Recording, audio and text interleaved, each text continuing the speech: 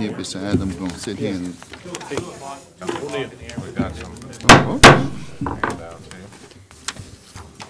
Good evening. I would like to call together to order this January 3rd special meeting of the Finance Committee of the Parish of Ascension Parish. And first thing I'd like to do, of course, is to wish everyone a very happy new year.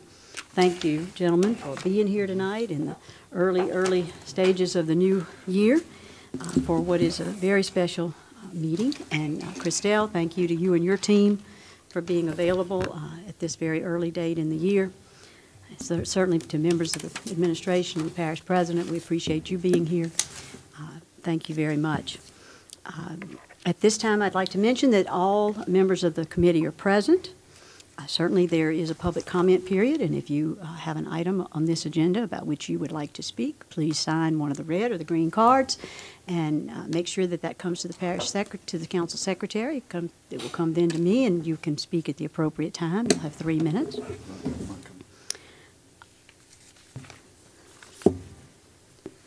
I would like to ask everyone please to stand for the prayer led by Reverend Ken Dawson, our esteemed CAO, and to remain standing for the prayer.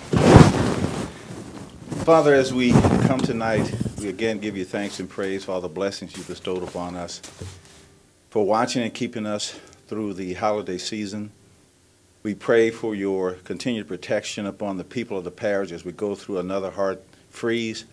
We ask that you protect the elderly and those, oh God, who are in need. Tonight we pray for several families. First, the Ellisar family, their loss. And also one, Father, who everyone knows in this parish as a council member, Needle Nose Vignair. We pray for him and his family. We ask that you bless them as they go through the loss, and we thank him for his service that he's given to the parish and the relationship that he has for so many.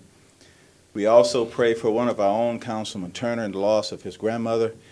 We lift him up tonight, and we pray for his family that you soothe them in their loss. Now, Father, we pray for your wisdom and your guidance as we do the people business tonight. We thank you for all that you've blessed this parish with and all that you continue to do. In Jesus' name we pray. Amen. Amen. I pledge allegiance to the flag of the United States of America and to the republic for which it stands, one nation, under God, indivisible, with liberty and justice for all.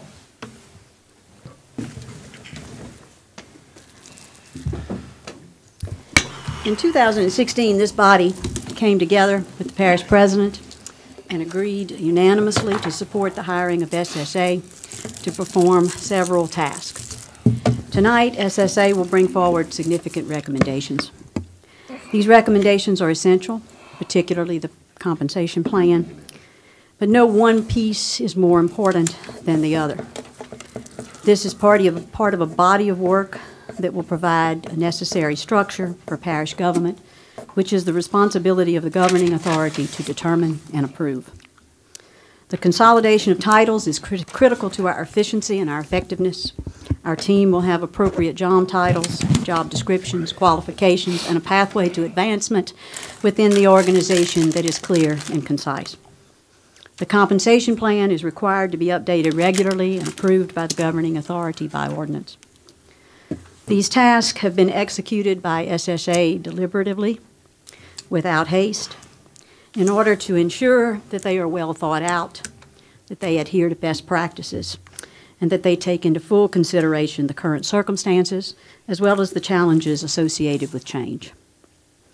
This legislation is monumental. This is our opportunity to set our parish on the road to a stable, functional, efficient, service-focused organization. Our team deserves continuity, and while it is important that a parish president surround himself with his people, it is equally important that his people be qualified, subject matter experts, or others whose wisdom both he and the governing authority value and believe provide able leadership. Tonight and in subsequent meetings, this council should move to do what the very first governing authority, after this council was established, failed to do many years ago. They did not exercise their responsibility to create an organizational structure and a ratification procedure that would ensure that parish government had now and in the future the necessary continuity to achieve the mission to serve efficiently and effectively the people of this parish.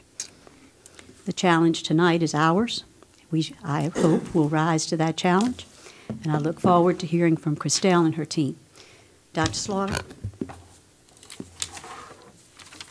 Thank you so much, Madam Chairman and council members. We are pleased to be here tonight and have brought just a few slides and some handouts to go over our recommendations with you, covered in the 3 items that are on your agenda for this evening. If you remember, we were asked to, thank you, to look at your classification pay plan and especially the job titles in order to consolidate them so that they could be put into an organized fashion and allow your staff, especially in human resources and finance, but as we went through them really in all departments, to have a rational way of matching them to the labor grade table that you will approve as well, and then to be job competitive. So the first piece of our work on this had to do with the compensation study. This had to be done. You accepted the results of the compensation study, but this is the application to your parish government. So the first item on the agenda has to do with proposed amendments to the Ascension Parish Pay Classification Plan, and I'm going to talk specifically about job titles for a few minutes. Cody is going to hand out some packets to you that will have the exact information on those job titles. So we worked quite a bit with your department directors and your human resources director and staff on this part of the project. You had some department directors, in particular comes to mind Homeland Security, Information Technology, your infrastructure director, dealing with engineering positions and utilities, somewhat with drainage and water, where we realized that you had no cohesive series of positions, and in some cases had no positions. So on the current list, you will end up with about 151 titles. Some are new titles and some are the same, but many have been consolidated into that. So of the approximately 480 employees, close to 200 are affected by the consolidation. A crosswalk is being developed by Ms. Wesley to help, because as this rolls out, it can be very confusing to employees and rather frightening as people see their titles change and wonder if they are going to have a pay change as a result. I will give you an idea of how long it has been since this was done, or how far away this was from being up to date. There is, for example, an individual working for the parish right now who's in the job title mechanic. That person is actually a supervisor, but no one ever went back and made that change to put that person in the appropriate job title. And job titles were not really that important because of that. So this is really going to bring everyone up to speed on how the organization should fit together. And as you move into more of an accountability and performance management type of situation, people will understand not only their lines of progression, but reporting relationships. So we needed these job titles in order to be put into a market competitive labor grade. The first step was to work on the job titles. So in your packet, the first handout, which is actually a couple of pages, has to do with the consolidation, the current job title, and then the suggestion for the consolidated job title. And so you can see that, for example, the administrative specialist 1 and 2 and 3 consists of everything from a clerk or a courier to a mosquito control specialist or a data specialist, receptionist, caseworker, et cetera. So over the years, and this is not something that's unusual to this parish, this happens in private business as well. Over the years, if there's not a comprehensive human resources, oversight, department will come forward and say, I need to hire somebody to do data management. Let's call that an XYZ, and you have a proliferation of job titles. By consolidating them, you really make it easier for your staff to be able to track this and make adjustments going forward, so you don't have to hire people like us to come in and do that for minor changes. So I don't know if there are any questions, Madam Chairman, on the consolidation list, but we did have some changes after we spoke with some of your department heads, things we thought could be consolidated, but we were not able to. For example, counselor positions. You had a number of caseworkers and counselors, but because of certification requirements between your health unit, your mental health units, and things like that, there was only so much we could do there, and you don't want to risk having anybody's certification or licenses affected by that. So we did back off of those, but again, a number of almost half of your employees are going to fit nicely into some of these new consolidated job titles. When we looked at your labor grades, and the next pages in your packet has to do with the actual position classification list. That's the final product. If you go past that, you will see a single page that has to do with the proposed labor grades. And when we went to look at your labor grades, we found some very interesting anomalies. First of all, you had some gaps in between your labor grades. So there were literally just labor grades that were missing, not exactly sure why, but it's very unusual in trying to get a consistent system. You had some that have very inconsistent ranges from the minimum to the midpoint, and then from the midpoint to the maximum, and then inconsistent range percentages. So what we tried to do was look for a rational approach that would not be so far away from what you have now. One of the things that you realize in working with a large organization like this parish government is that people get used to having labor grades. They're not ready to have 6 major classification areas. That might be cutting edge comp stuff. We don't need to go there. This is going to serve you very well. We've filled in the blanks. We've made it consistent. What we recommend to you tonight is an approach where you will have 5% in between your labor grades, a differential in between each one of the grades, and then that particular labor grade will span from 17% from minimum to midpoint, and then 17% from midpoint to maximum. You had some, and we commonly see 20% on each side of the midpoint, but they didn't all range that far. That seemed to be a good place to land, and that's certainly within best practices. We worked very hard with Human Resources. I think we put your CAO and the Human Resources Director in our office and locked the door for hours and hours and hours, just tediously going through that, and had your department heads on speed dial to answer questions. It's a very tedious operation, but we're really excited about the results. And the results are on the staple packet that you have, where in alphabetical order, it lists the job titles, it lists the actual labor grade for that title, it lists the annual minimum and the hourly minimum. We had some comments that I think were very valid. Some jobs we're used to comparing by hourly wage rates instead of annual, so we provided that for you as well. The annual maximum, and then we did add annual mid and hourly mids because that is how we did the study, which was competitive grading according to the midpoints.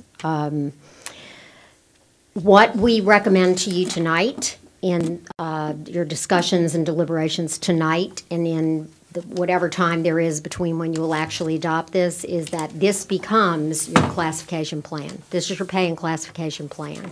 So it's very much like the one that you passed in 2009. There's one that is in existence from 2012. They basically all follow this type of format. So if you remember, your job titles in Ascension Parish are very important, unlike in some other governmental jurisdictions. Once a job title is approved, it's authorized that those positions can be filled. Until we get closure from you, we are not able to tell you exactly how many incumbents there are in each one of these new positions because that crosswalk is not finished. I will tell you there are a few positions, very few positions on here that do not have any incumbents at all. And that was true in your last pay plan as well. There were some positions where there were no incumbents. Maybe there was at one point in time, but there weren't at this point in time. So on this sheet, most of these positions have been in existence. The new positions that we've added fall into some categories. We have an engineering series that has been developed. I will tell you that we worked hard to get that one right, but in speaking with some of your leaders over those areas, we may need to come back and adjust that entry-level engineer, because I think we put it in a labor grade where it would actually cover bringing in an entry-level engineer right out of school, but they would be so close to the top of that labor grade or that salary scale. We may just want to put them in the next one, and I apologize that we didn't get that to you sooner, but we will work that very closely with William Daniel and Ken Dawson and Miss Wesley to make a good recommendation there. We added a call center manager position because that has been something that we've talked about with you, that the administration has talked about adding going forward. There is a water series that has been added, and where are my notes on that? So again, keeping with the request that council members had very rightfully made, that we create a progression type of system so that people can understand, if I come to work at Ascension Parish and I want to spend my career here, here's how I can move up. There were a couple of missing areas. We spent a lot of time with looking at utilities because we felt like there were some gaps there, and having acquired another organization, trying to mesh titles and positions and making sure that we got job descriptions correct was really important. All of these position titles that we have consolidated do have job descriptions that are substantially written. They may need some tweaking, but they are substantially written. There are a few that Human Resources will have to come back and write, and we're available to help them with that. But for the most part, again, one of your charges was every job should have a clear title and a clear job description with minimum qualifications, and I think we can honestly say we're there. So I'm going to stop there, Madam Chairwoman, and let's see if there are some questions about this. Certainly. It's so important. Certainly. We can begin on either end. Councilman Joseph. Not yet, Madam Chairman. What is your question, sir? Or do you want to hold till later? I'm holding to later. Okay. I'm sorry, Madam Chairman, I'm hold to later. All right, thank you. Mr. Dawson? Thank you. Christelle, let me ask you, so I see, if I look in the charter, I see mention of a salary plan. Does this serve as a salary plan, or is there a separate document for that?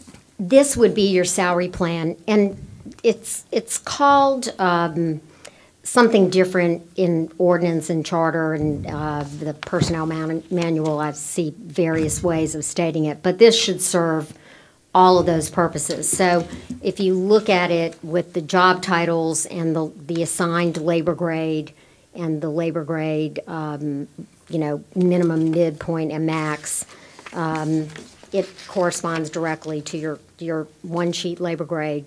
As your staff sees fit to possibly, there's a spike in hiring a certain position around here, maybe let's go back to mechanic or something like that, and they feel the need to study that position, they might put it in a different labor grade. This might be reflecting something different, this would not. So I guess I was thinking the salary plan would also include, how people advance from one position to another, how salaries are established, on what kind of line are they? That is definitely needed, and I think when you rework that personnel manual, that's all got to be part of that. So this is the foundational elements that have to be in place to really be able to do that. But Yep. yes, all of that has to be there. Okay. Help me, I think I caught this. You said that once we approve these positions, and there are, 151 of these, Yes. that the administration can put anyone in any one of those positions and in any place on the organizational chart? Did I overgeneralize that? The way your system works, once a job title is approved and it's in the pay plan, then the administration can put someone in that job title. I would be careful now saying anyone with any qualifications, although when I first started working with you, I would say that was true. But now you will have job descriptions with minimum qualifications and a staff that's empowered to hold to those. So somebody would have to meet minimum qualifications. So I'm wondering, how does this tie into the budget and the organizational chart? So, I see in the budget that we have in the past, we've had an organizational chart and we've had a personnel summary. And the organization chart would have, I presume, these labor grades, or would have these job titles on them. And there would be, like in a department, there would be, I'll just pick, accounting senior manager or whatever, it would be one of those, and two of something else, and therein would establish their budget for the year. Correct. Is that so? And is that what subject to stewardship by the council is that? So let me just say that I looked briefly at East Baton Rouge, Mm-hmm. and I understand you're familiar with that. Mm-hmm. That they have some more controls or more stewardship. Maybe you can help me with what we have versus what they have. I'd be happy to. When you look at, you mentioned East Baton Rouge, when you look at the state of Louisiana, you have what you call a table of organization. And so to a particular department or agency, there's an assignment of a budget amount, and you can usually be able to pretty transparently see what positions are currently in place there. Now, different jurisdictions give department heads or an administration, a seat of governor, parish president, mayor, different amounts of authority and leeway to change that. So, for example, in some places, if I have some salary savings, I'm a department head and I have some salary savings, I can go to the CAO and the finance director and say, I had 2 of these accounting manager 2s, and I want to get 1 of those, and now I got the money to do it, and I'd also like to take a little bit of this money and get this piece of software. And sometimes that can be approved internally without having to go to the council. In some jurisdictions, there's rather limited ability to do that, and it is only done during a budget cycle when it's initially presented. In fact, I pulled up East Baton Rouge's charter the other day to look at it. And they even prescribe when that budget is due, and to a certain extent what has to come forward in that. And so once you're past there, any substantive changes would go back to the governing authority, the council or whatever, to do that. So let's talk Am I about. answering your question? So Okay. now explain to us, what kind of stewardship or controls do we as the council have in Ascension over that same subject matter? As I understand it, you're brought a budget and you approve it, and there are elements that I just described that are part of that, but they are not laid out in a table of organization or a part of the budget book where it's easy to see who reports where. It's harder for, and this is one of the things in the very beginning several of you talked to me about, harder to see who reports to whom and how many layers there are in the organization, how many layers are there for the parish president, down to the mechanic that I was talking about, or frontline supervisor. And those are things that you are usually able to understand. Whether you're looking at an organization chart, a visual depiction or not, a table of organization does that in a narrative or a verbal and numerical sort of way. So I'm still trying to understand this. So for this, as far as, let me see if I can clarify. East Baton Rouge, so they adopt a budget that's composed of money and personnel. correct. And if there's a change in a department, then for all intents and purposes, they have to come back to the council to get approval for that change if it is an increase. If they are increasing their budget, that may be true. Working within that budget, there is some leeway. But let's say But they they're were, working within an established but budget. even if they were increasing the personnel and maybe not the Oh, budget, they can't do that. okay. They can't add So people. let's talk about in Ascension Parish, if our administration wanted to increase personnel.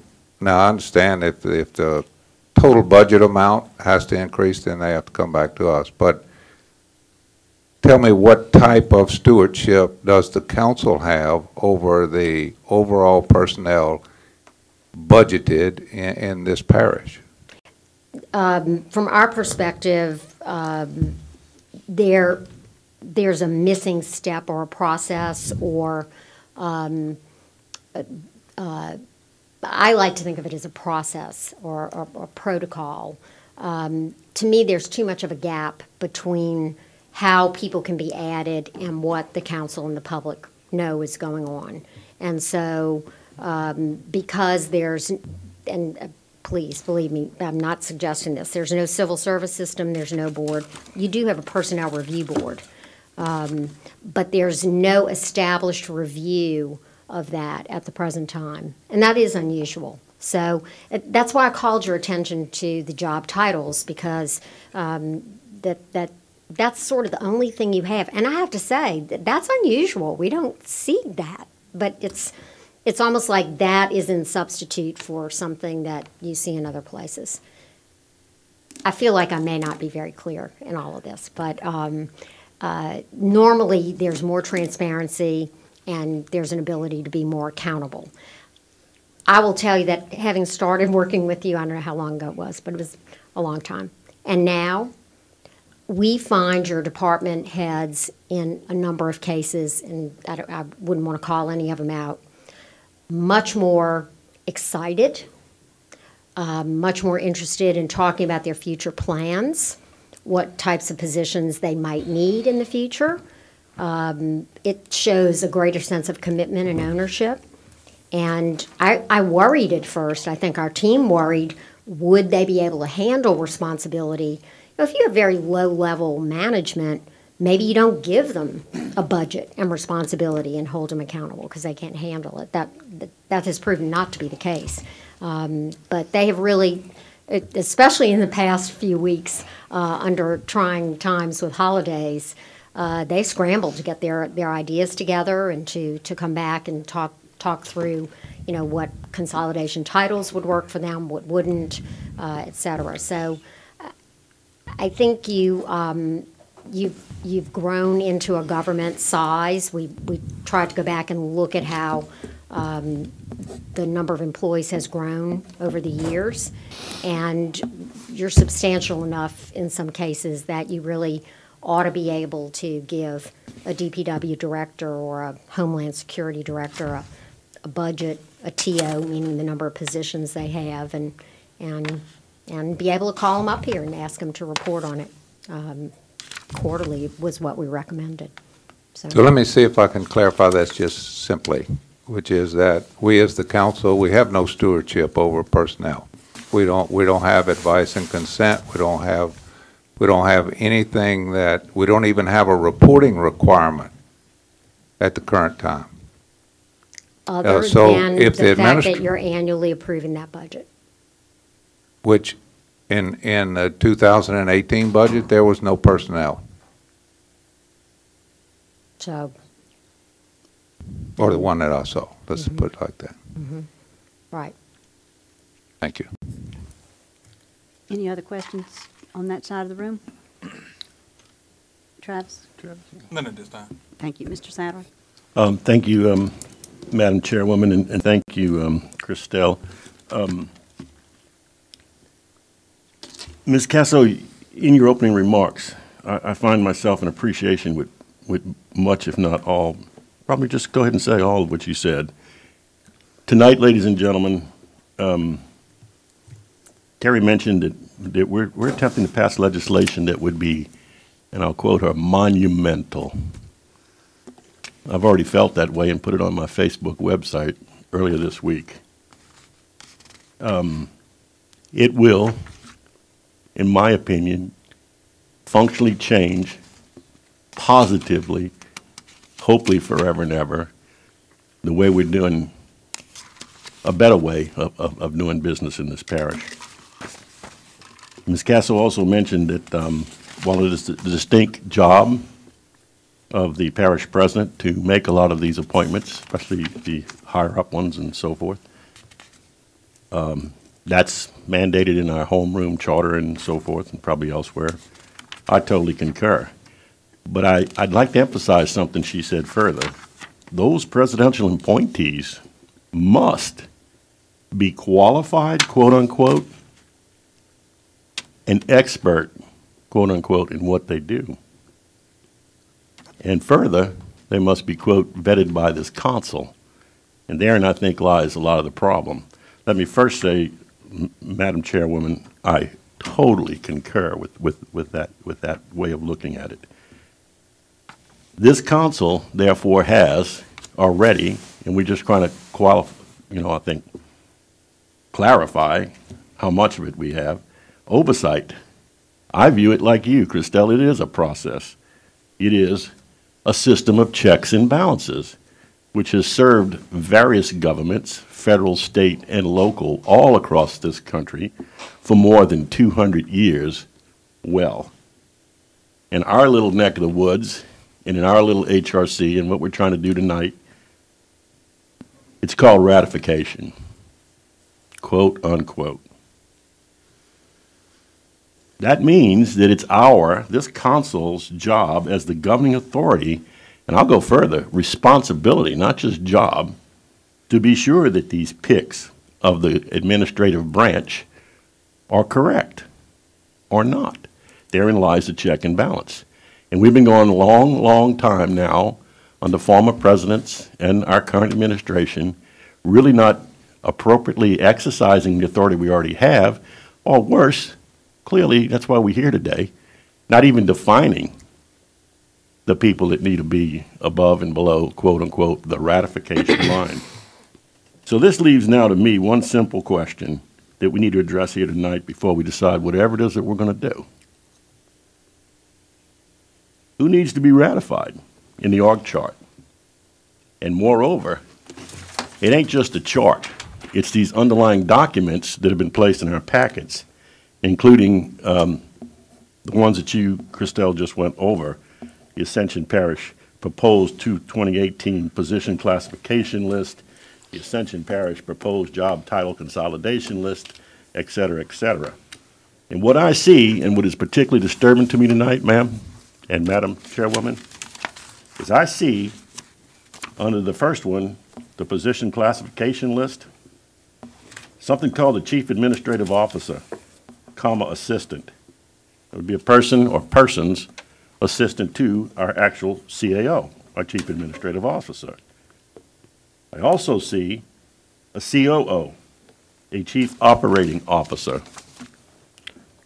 I don't believe we have, by actual definition and filling of a COO right now, and I know we don't have any assistants, but we were handed out tonight, and I'm personally getting very tired of it, another surprise chart.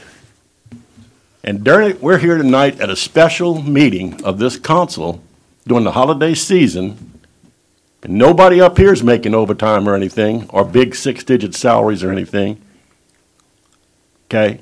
And we continue to get these surprises. I've been told, and I asked right moments before we went on camera, this material that's not in our packets was not authored by anybody on this council.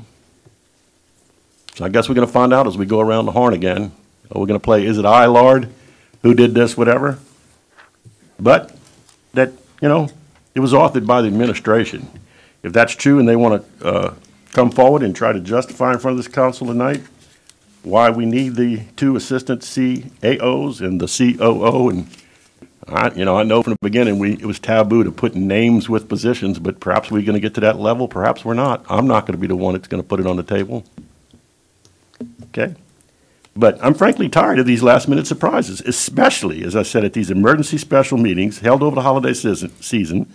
So I'm going to be honest with you, I don't even want to consider, unless the majority of my council colleagues tell me otherwise, this last-minute wishes of a parish president who is under a no-confidence vote of this council to begin with. And I'll stop my comments right there about other problems we may have with that. Now, Dermot, we need to get forward here tonight, and we need to do something good and positive for the people of Ascension Parish. Now, I see another thing. Without being a hypocrite, you can call it a surprise as well. Although I was knowledgeable about it, at least our leadership had the sense and courtesy and wise thinking to let me know. Because everybody knows I'm not shy. Okay? Something called a ordinance to have the council secretaries supervised by the council.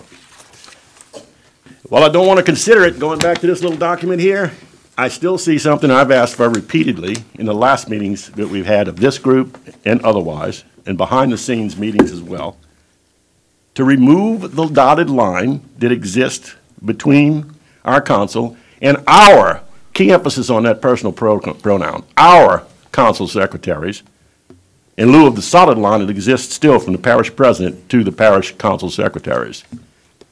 Because they answer to us. They need to.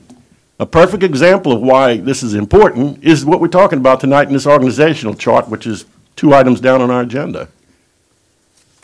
We've got leadership of this council telling our parish secretaries, place this information in Novus so Doc Sadley and all the rest of his colleagues can see it, and we have blockage by the administration. Unacceptable. It puts our secretaries in a uncompromising position, unfair to them. And during it, I will fight that we eliminate this going forward. Other things I've asked for, and I'm thankful, at least in the chart that I have that I thought we were going to consider tonight in my packet before this thing was handed out, okay, is that we got rid of the infrastructure division director as being an equal heavyweight to our CAO, and, moved underneath his direct charge, okay, the former under the latter. Of course, we didn't have the assistant CAOs. We didn't have the two CAOs, the one COO, so forth and so on. And, I was ready to just come on in here and have a quick night. Told my bride we could almost have date night tonight. Just ought to go real smoothly. But here we are again, and we're going to see. The only other druthers, Madam Chairman, I'm going to have with this, assuming we go back to what I thought we were here for, is that I still believe, and I see actually in the presidential version, underneath the chief financial officer, has now been moved grants. I concur with that move. Glad to see the administration's happy with it. I'd also like to see purchasing go under there as well. But I'm going to tell you what, you want to talk about the word? I don't like this word because I don't do quid pro quos. I'm just stating the fact as far as my vote is concerned, and that's all I am. I'm one of 11. The deal breaker is the parish secretaries. Hopefully this ordinance, which I don't know, someone wants to say who authored it, on council secretary supervised by the council, that goes through, that takes care of that. And if we go with the original flow chart, Madam Secretary, and, have all the changes that we more or less had smoothed out before we came here tonight, I'm going to be okay, I think, as well. And then the last thing, I guess, would be if we want to have some discussion of putting purchasing as well as grants underneath the the CFO, Chief Financial Officer. And I thank everyone for listening. Thank you, Dr. Timpson. May I make Please. one comment? And also, may I have a copy of the organization chart that you're talking about? Well, and let me assure you that this was placed Is that here. extra? This is not what is in what is in our Novus agenda. This was placed here. I don't know if it was placed here for consideration. I'm not real sure what the intent of it is, but certainly we'll allow the administration to speak to that. But the organizational chart and accompanying documents that were placed in Novus and that were sent out by me are what I would have expected to consider tonight. If this is some other alternative, then I'm certain we can have a discussion about that. But We did bring some copies of what yes, you're referring to. And everybody on this body has copies of the previously discussed organizational chart with both you and the parish president and those of us on the steering committee. May I just make one other comment? Yes, you may. To Councilman Satterly's comments? This was interesting to us. The Chief Operating Officer title has been on your pay plan all along. I'm sorry, I was Yeah, paying repeat attention to the handout. Do you have a The question? Chief Operating Officer position was approved on the last approved pay plan. That was in existence. That's not something we Okay. added. Just- Well, then my question to you, Christelle, would be if it's been there and we leave it there, because we can change our minds, because I didn't know we're going to get to where we are here today, does that not mean some of the individuals whose jobs right now may be in question relative to disqualifications, information that Ms. Casso talked about, and our job of vetting and ratification and so forth I've talked about, could not fill that position, or that we could actually have multiple of that position? Yes. Okay, that's good. And I want to make another comment since Christelle spoke. In answer, ma'am, to a question that Bill Dawson, Councilman Dawson brought up moments ago, you said, and I quote, "There's too much of a gap in what you call the process," and I agree, it is a process, of adding these new positions. You bet there is. You gave an example of no established review for just civil servants. How about established reviews for these higher-up folks? It is this council's job and responsibility, I said, to add the new positions. And the way I look at it, we need to make this fit what we currently have, not what one day may be, or to take care of things that we currently have that may not be correct. So all I'm saying is the process that you talk about can be very simple, and it works like this, at least in my mind. This council, upon request by the administration for a new position, would say, yes, we agree, we see the need, or no, we don't. If we choose the former and say, yes, we need a new position to help you get this done, because this was something we didn't have a problem with previously, okay? Mr. President or Mrs. President, Madam President, pick someone. Use an appropriate national search process, whatever, especially for a higher up thing, and that happens. And it comes back to this parish because it's, quote, above the ratification line, and we say yea or nay to that. And if we say yea, that person continues after the hiring based on another thing I see in my packet, besides the council secretary supervised by the council, there's another proposed ordinance in here. It talks about the ratification process and how long that position can stay vacant. And we've seen what the problem there is. I mean, we only recently ratified individuals that have been serving for more than a year because our legal counsel says our codes are silent. That's the word I heard, based on how quick the administration has to bring persons forward for ratification. So I'm in love with that document as well. And I know this is a surprise to a lot of the public out there, whatever, because they haven't seen either one of those two either. But those things in combination with everything else we're talking about could be great cure-alls for all of our ills. Thank you for listening. Doc, I want to answer. I believe that several of us worked on the council secretary supervision ordinance and the ratification ordinance this was put on your desk tonight for your information so that whenever you could look at it, I guess that was not conveyed appropriately.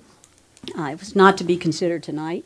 It's to be considered later unless there's some motion at some point to do that. And then you would have this material to take with you to take a look at. That's my understanding. Well, but the only thing I'd say about that, Terry, that may work out, but if we don't have anything forcing the secretaries to answer directly to us by law that we don't have, I keep hearing about the laws we have versus, can we change them? Can we make it the way we want it? I think we can. That's what government authorities generally do. Then my question would be, whatever org chart we do, even the one that we're proposing over the one that apparently the parish president handed out at this meeting as an alternative, in the former chart, it still has that dotted line. So I don't know how the two can be divorced tonight. Maybe Mr. Dawson would want to comment on that. I don't know. Please. Go right ahead, Bill. Well, I was thinking that those two documents would be considered tonight as part of the organizational chart, because they're part and parcel to, or the organizational chart. I'm fine with that, too. Yeah, that's just, I was just gonna make the motion that we stay on topic and just deal with an organization chart that's gonna be down in a little while. That's down the road, absolutely. Okay, I just wanted to get clarification here so nobody feels like they've had anything sprung on them. For clarity, we're number 4, right? Item number 4. We are. We're kind of all over the place, but Todd's keeping me together here. So at this point, we need to consider this salary, this position classification list.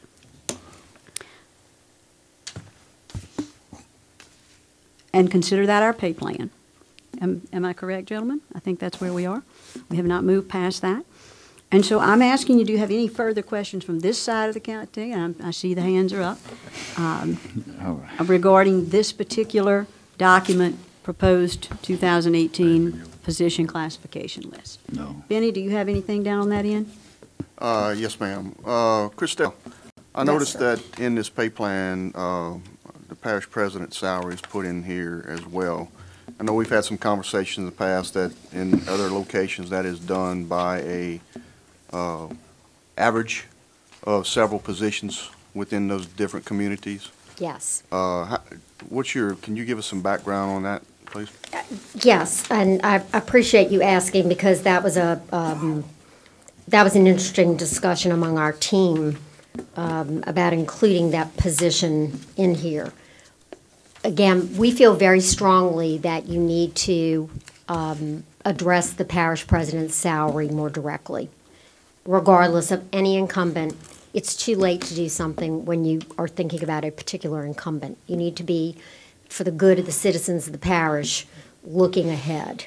In all the documents, you see, every time we come, we feel like we're killing trees to bring you more things. But we did a good bit of research. Places like West Feliciana average 3 elected officials' salaries as those move. The parish president's salary, which is an average of those moves.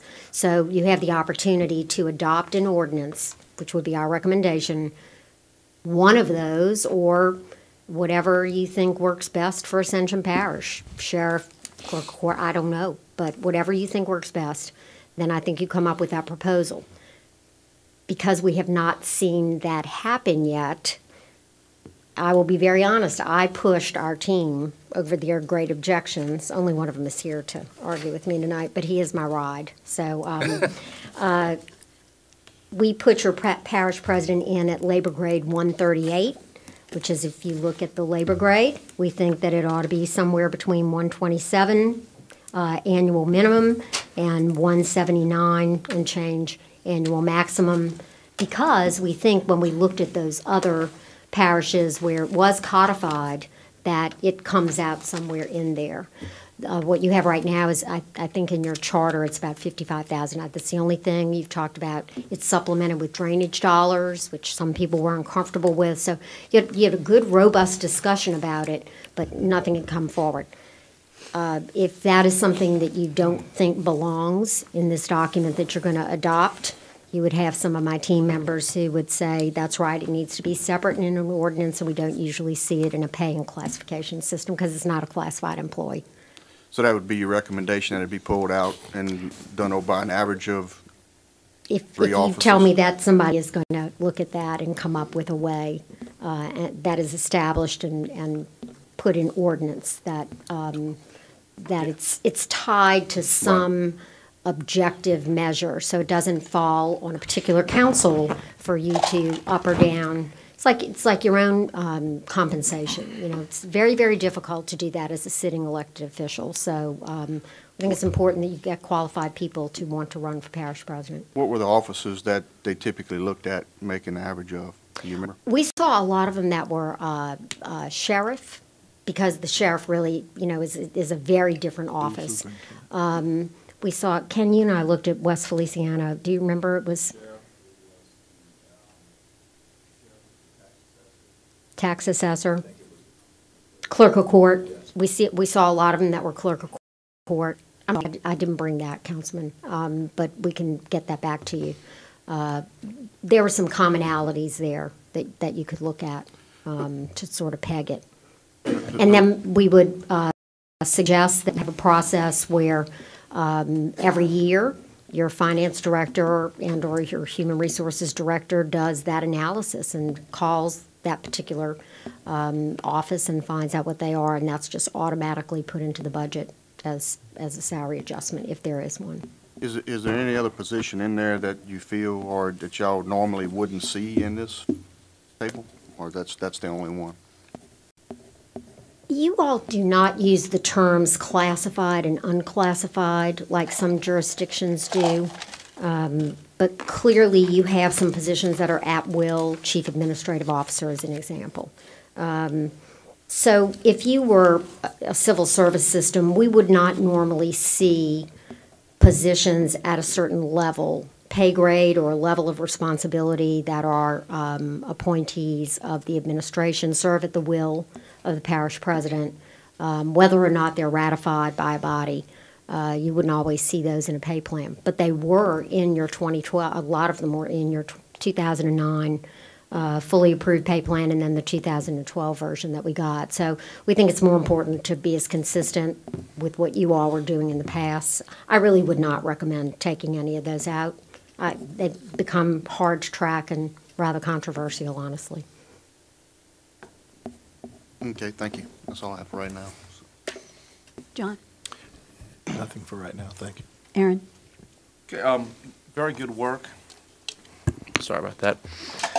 What I understand that this is basically foundational. The work that we're doing tonight is laying a foundation, not just for the future, but for all of our HR practices, our hiring, our spending, all of that. Is that correct? Yes, that's correct. I would not want an employee to watch and hear that and think they're going to the top of their pay scale tomorrow. Yes. Not going to happen. But without this, we're not going to be able to move forward. Is that Correct. fair? Correct. It's like the carpenters. We've only just begun then.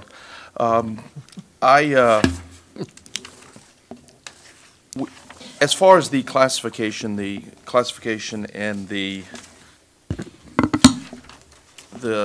labor, I guess the draft, or what is it, the labor grades? Labor grades, Is that yes. correct? Removing the parish president's one, I think that'd be a wise move. Is that correct? You certainly could. I just want to make sure I heard right. At this point, I will make a motion to amend the 2018 proposed classification list to exclude the position of parish president, chief administrative officer assistant, and chief operating officer. That's all the questions I have, and that's the amendment that I'm making. I'll second that. Of course, I yield the chair now. I mean, you yield the microphone. I'm just writing these down so I can go back to them in a second. All right, Councilman Kluwat. Yeah, Christelle, once again, thank you. Just looking at this, I look at the pay ranges where you got the annual minimum, maximum, and the mid-range. You had mentioned engineers. Yeah, I looked at that. There's several positions that I see where the lower position, like the EIT, engineering training, Yes, the EIT can hang around, not necessarily social promotion, but can hang around, still do a Right. good job, never go get his papers, and just about make as much as the mid-range engineer, yep. okay? So that's just one I looked at. That's just going to be It's a very good example because you know that's a real issue with, especially in some parishes. So based on that, you know, on the proposed classification list, and I know these are all just basically proposals that you're looking at. So That's things correct. you're throwing out there based on experience and study, and that's what you do. All right, so you feel like we have everything covered? Yes, we do. We have certainly given every department head an opportunity to have input, and I think we worked pretty well with the administration in terms of anything that was in future plans, like a call center or something like that. So I feel like I we. apologize. I feel like I'm asking the same question that I asked. Yeah. Oh. Rework it. I do want to go back to what before, Councilman, if I could. So we see a lot of should be moving up engineers who park themselves. They don't do what they need to do. They never get their PE. They just hang around, and they're real happy doing that. Make a good living doing And it. they make a very good living and back to the mid-range of the next job classification, as you mentioned. So the way that needs to be dealt with is with your performance management system, and which you don't really have. And so is it available for them to do that? Yes. But is it something that is against the policy or the expectations for that job? And so what you will see is organizations that work on it that way.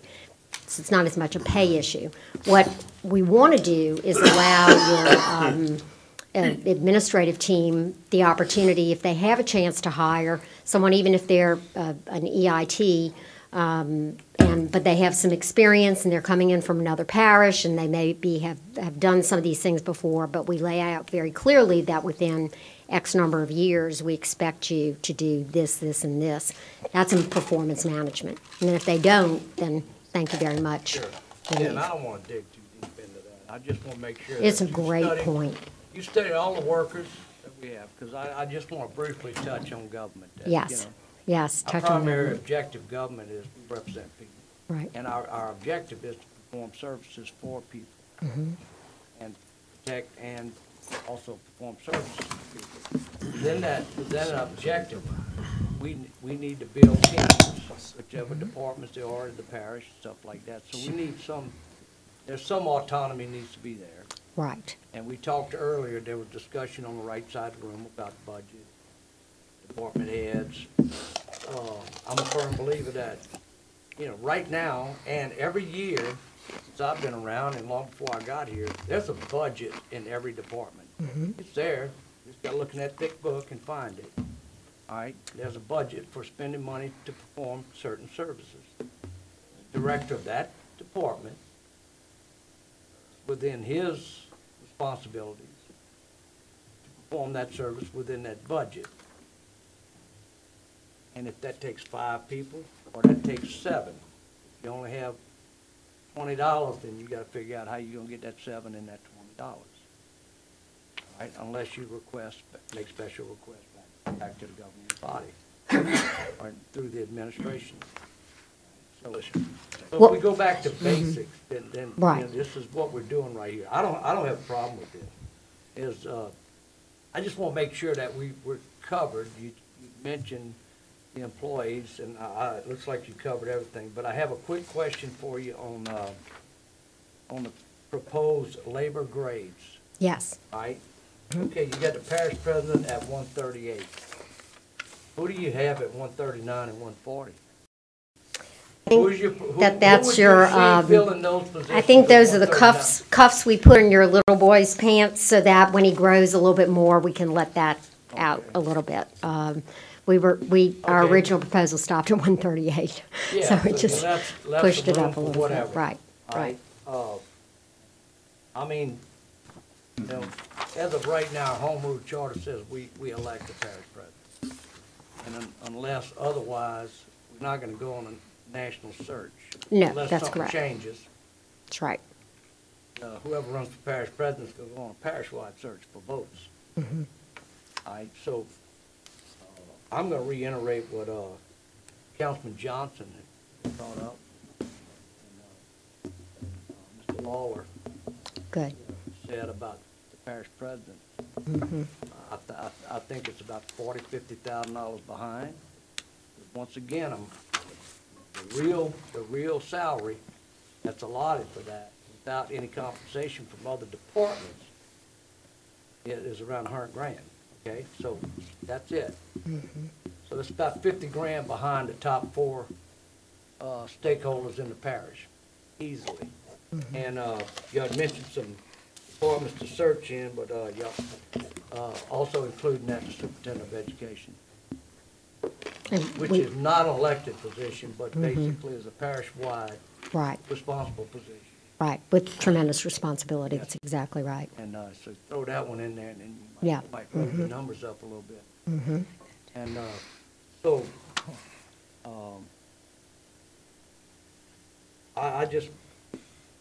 I'm looking at the numbers. I looked at them before I got here, but I'm looking at them again. But in the document that the position classification list, it's pretty broad. That you brought the bottom end, the mid, and the upper end, you know, into it. I just want at the end of the day, and I know this can't be answered tonight, is what is our budget? And after this implementation, we made a move already. This council's made a move already and and brought some people up. Because after the national view and your studies, we saw that we actually did have some positions that were below an average. Right. Either a regional average. Mm-hmm. I don't always believe in national average, so we compete in the region. Right. It was below the regional average, so we made a motion on this council to bring some people up Right. and just, you know, kind of bring that up to the line, to the bottom line anyway. So, The vast majority of your people are above where you would expect them to be. I just But they're wanted- fine. They're not out of the range. But you may have some people that will need to be frozen for I a can while, guarantee you, pay-wise. when the dust is settled and we finish Yeah. with everything that we've been talking about for a year, Right, right, that we're gonna have some people that are above the range. yes, They're still around. yeah. In that, we gotta work with that through our HR, Mm-hmm. our administration, Right, to work them. They're gonna be flatlined. right. That's the general policy that usually takes place. That's right. You're 10 grand above, you be flatlined through several percentage Several pay raises, cycles till we several get, cycles. right, till you catch up. Till your position, Right, responsibility, and classification catches up with your pay. right. So that's just reality. May I make one observation to make sure that I'm not guilty of the sin of omission? We can tell you about all these positions as a job title, and you can go into the budget book and see a budget.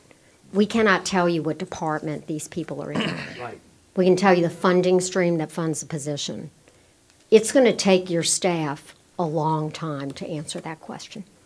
It's just not easy. It's just not easy to do. So what they're probably going to have to do is back into it a little bit. If you settle on organization chart or TO or whatever, and then back into that, as opposed to having foundational documents that you work from to say this is where they are. It's there. It's just not crosswalked in a way that I can say this. Well, it's not one department number. Carpenters It's not, and- it's not one department number. that serves a full department out there. Right, and so Maybe 5. you've never tracked it that way, so there's no records to go back to like that. It's just the way you've done things. So, but we think you need to have not only that budget for that department, but also how many people report up through that person. At least the department head needs to know. Yeah, I would think they would what they've need to got work know. with. I would want to know. Yeah, right. All right. Yeah. And right now, I partially agree with Mr. Lawler, but I disagree with taking the other positions out. I do wholly agree with taking the parish president's position out. Great, thank you. Mr. Cagnolotti? I don't want to get ahead of myself, but Christelle, you mentioned something that I had questioned last time you were before us, and that was that table of organization. I got the impression from your presentation last time that this would resolve the issues of who's where and who's getting paid what. Departmental, it would define the organization, basically. There are no records for us to do that. There's I know. nothing there But I mean, to do that. I'm for saying 480 people. the administration could plug those And will, in a absolutely. table.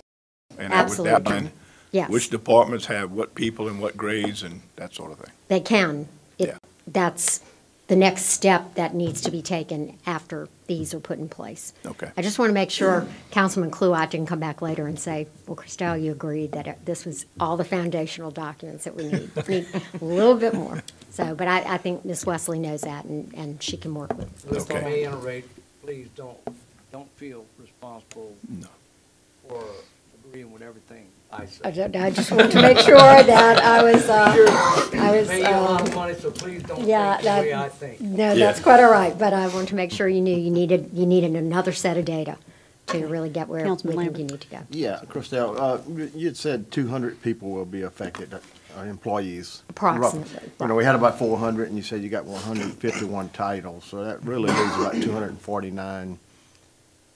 So do these people meet qualifications to fit in these 151 titles somewhere in the organization? Yeah, so you have about 480 employees. You had, there were many people who had a job title where there was a single incumbent, but the actual work that they were performing was almost identical in some cases to someone who had a different job title working right next to them. So when you go to consolidate those, it's taking in That's why probably about the 200. that's why you come out with the 200. Right. Okay, Right. yeah. And I guess we have places for them without, Oh, yes. Okay. Yeah, yeah. So, but I do want to make you aware that when this gets posted publicly, that there's going to be somebody who looks for their job title and they're not going to find it, and they're going to call one of you. I would. And so that's why Ms. Wesley's working diligently. We got her started on the crosswalk so that they'll know. I want to say that substantially their pay is not affected. So if my job title was mechanic and now I'm supervisor 1, I may still make the exact same pay. Right. Probably will. all right. So, does that help? Yeah. Okay. And I agree with several other guys that talked about the job title should meet qualifications. So I agree with that statement that a couple of guys made Yeah. tonight. Good. Thank you. Thank you, you. Madam Chairman. Yes, Councilman Lambert. Excuse One me. other question. Counsel. I think you might have covered this earlier, but just because we have a job title here does not mean that we have to have someone in that position. That's correct. That's Yeah, correct. I heard her say that. And you had that before, Got that and you now? can have that now. Right. And it may be future-oriented, and you may have multiple incumbents in some of the positions. You do. I mean, you have quite a lot in Right. some. So, Okay. Mr. Oliver. Yeah.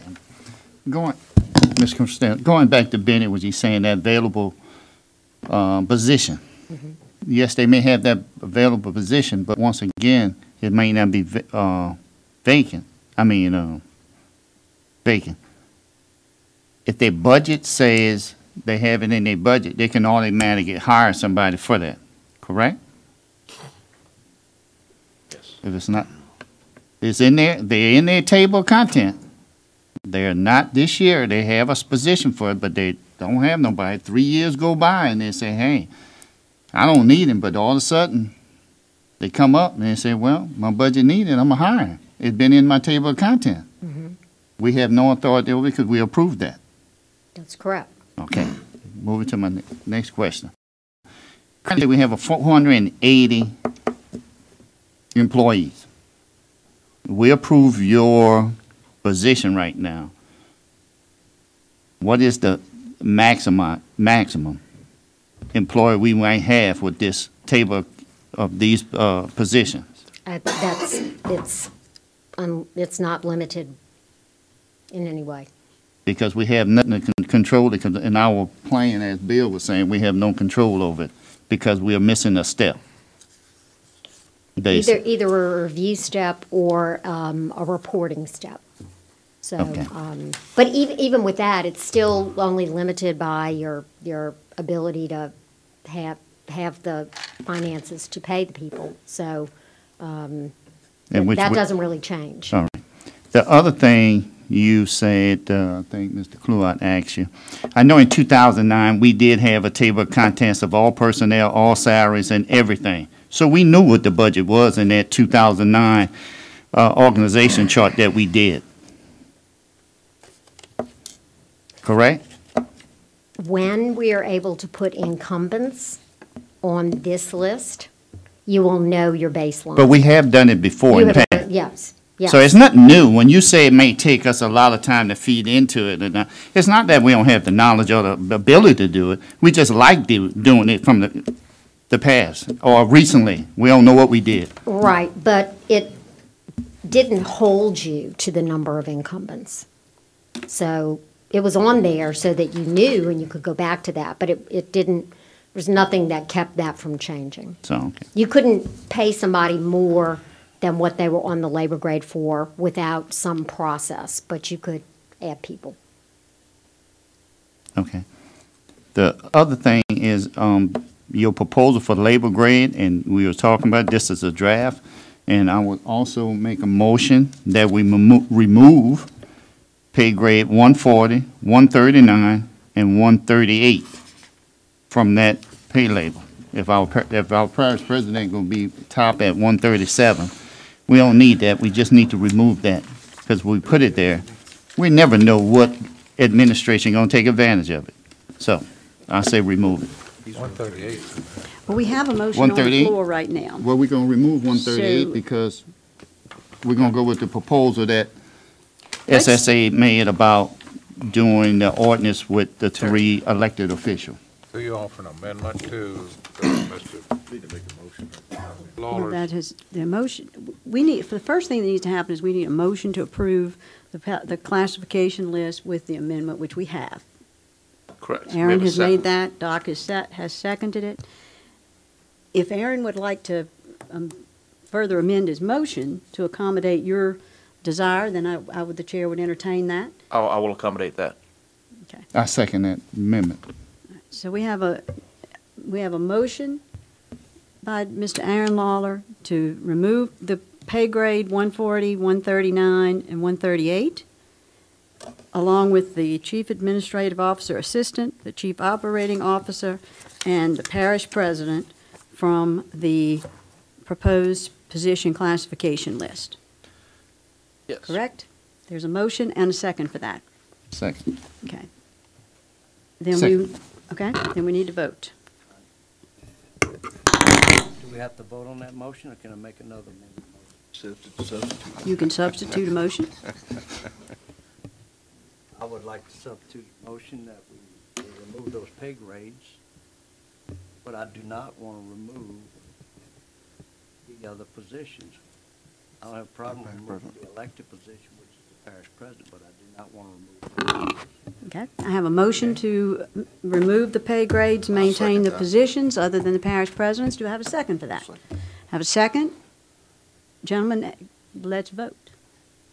Councilman Joseph? We're voting on the current one right now with the, We're voting on Randy's motion. no. Councilman Dawson? No. Councilman Turner? No. Councilman Satterley? No. Councilman Dempsey Lambert? Yes. Councilman Todd Lambert? Yes. Councilman Kluwat? Yes. Councilman Lawler? No. Councilman Cagnalotti, Yes. Councilman Johnson, Yes. What is it? The chair Five, votes no. That's 6? so six for noes. That's correct. Now we entertain Mr. Lawler's motion. The pay grades will be removed, the parish president will be removed, and the two categories, chief administrative officer, assistant, and chief operating officer will be removed. Call for the vote, please. Councilman Joseph, Yes. Councilman Dawson, Yes. Councilman Turner, Yes. Councilman Satterly, Yes. Councilman Dempsey Lambert, No. Councilman Todd Lambert. Yes. Councilman Kluwat. Councilman Lawler, Yes. Councilman Cagnalotti, No. Councilman Johnson, No. And the chair votes yes. yes, seven. Vote is 7 to 4. So, item number 4 has been considered.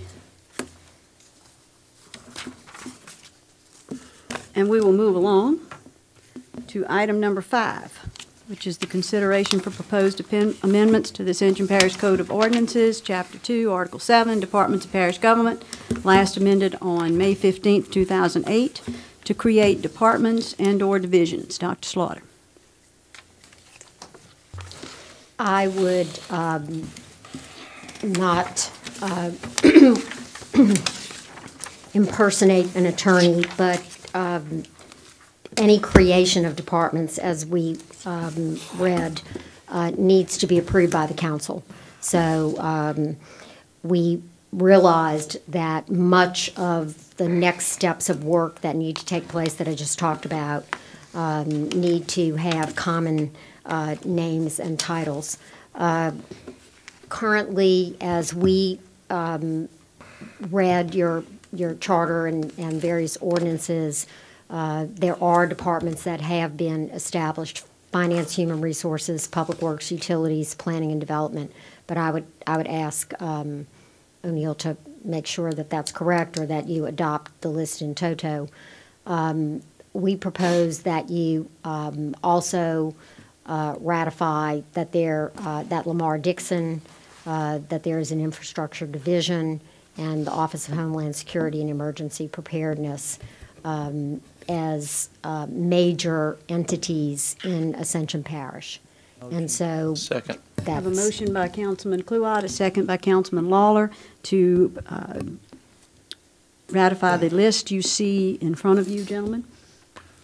Comments? I'm going to make a clarification that this is to move to the full council and draft an ordinance to create these. Is that correct? Correct. That is correct. Absolutely. Any other questions? Mr. Kluwat? I just need a quick clarification because I want to clear up something that happened in the earlier discussion. Mr. Parrington, Yes, sir. we'd had some decent discussion about the parish secretary, the council secretary. Right. It's been my understanding that the council secretary is a named position in our charter, within our government. Is that true? It's the council secretary and treasurer or Secretary listed under treasurer administration. is considered, Yes. and how's that considered in your legal opinion? That's the secretary treasurer. Well, the charter, it could be the same person or two different people. Okay, that's what I'm saying, so that, The charter speaks that it can be one or two people. right. There's probably some municipalities that have it in that direction. I just want a quick note on that, that's all I got. Thank you. Okay. So we have a motion and a second to approve the list of ordinances. We will vote, please. Councilman Joseph, Yes. Councilman Dawson, Yes. Councilman Turner, Yes. Councilman Satterly, Yes. Councilman Dempsey Lambert, Yes. Councilman Todd Lambert. Yes. Councilman Kluwat, Yes, Councilman Lawler, Yes, ma'am. Yes. Councilman Cagnalotti, Yes. Councilman Johnson, Yes. The chair votes yes. Vote is unanimous. Also proposed is a listing of offices. I do not know if this needs to be in ordinance or not, but it is, it has been hard for us because people have been calling things different names. And so we recommend this list. And if it's not this list and somebody has another one that needs to be on here, somehow you need a list of entities that are below departments, and you need to know how they report up. Code enforcement is pretty clear, as is recreation and animal control. Facilities maintenance has been called everything from buildings in the early documents to other things. Jail is listed out. Jail are, we believe, people who belong in this department, but they are, through an agreement, working to help the sheriff. But we think that they belong as part of this office. Grants, information technology, mosquito control, communications, health, purchasing, they're all pretty clear. Under DPW, you have had traditionally pavement management, and that's fine, and vegetation management, but people can't find fleet.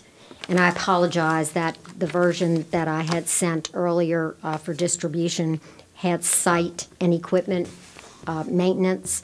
Our recommendation is that you go with fleet and equipment maintenance because it's a little more transparent.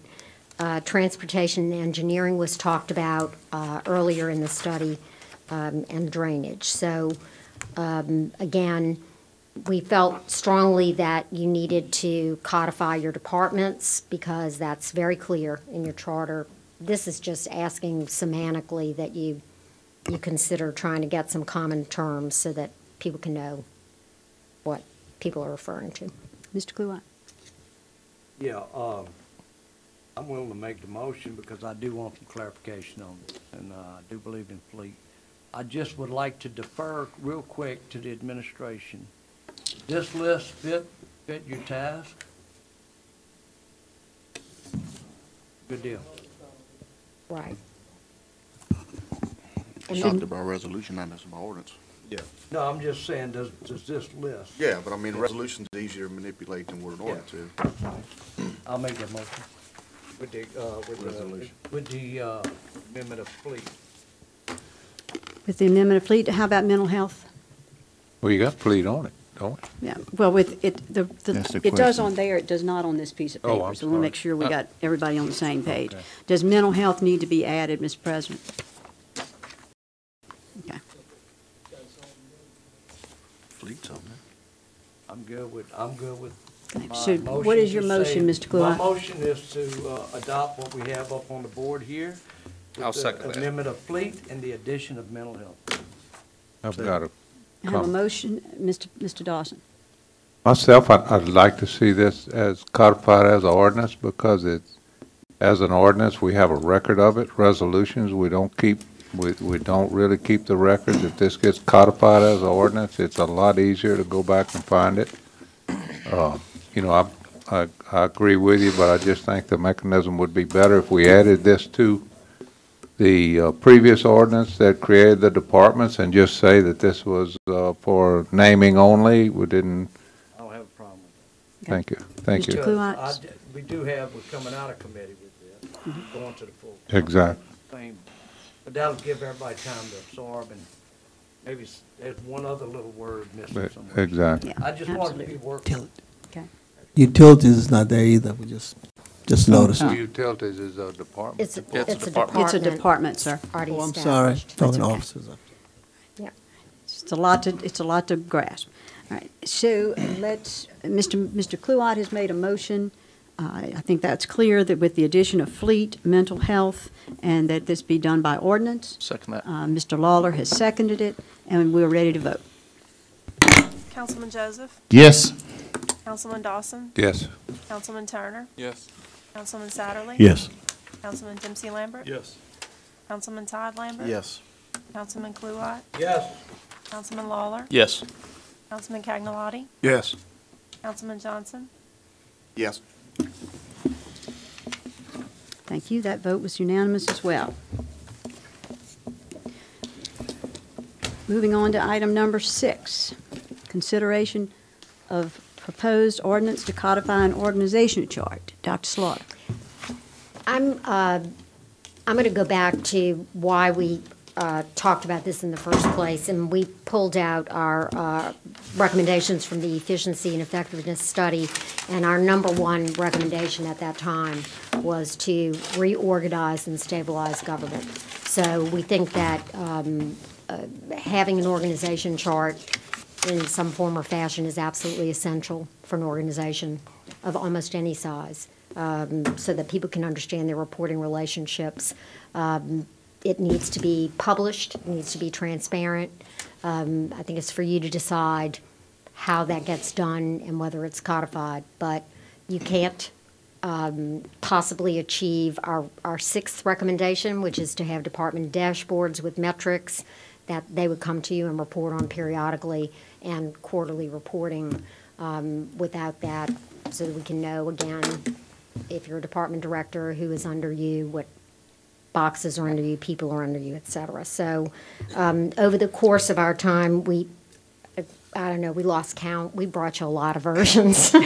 We tried to look at what we thought you looked like now and come up with titles and different ways of showing that. And I will tell you that the 11 council members trying to do an organization chart is probably some exponential number of alternatives. Form follows function.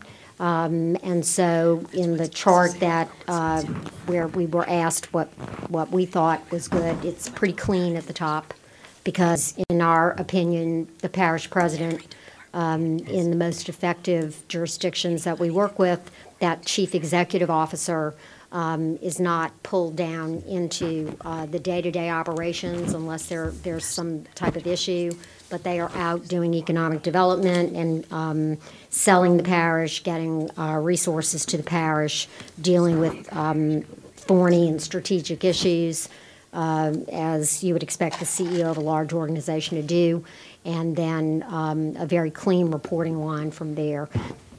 That's one way to do it. Mayor of New Orleans has 5 deputy mayors. Yep. Works just fine for him. What's his budget, Christelle?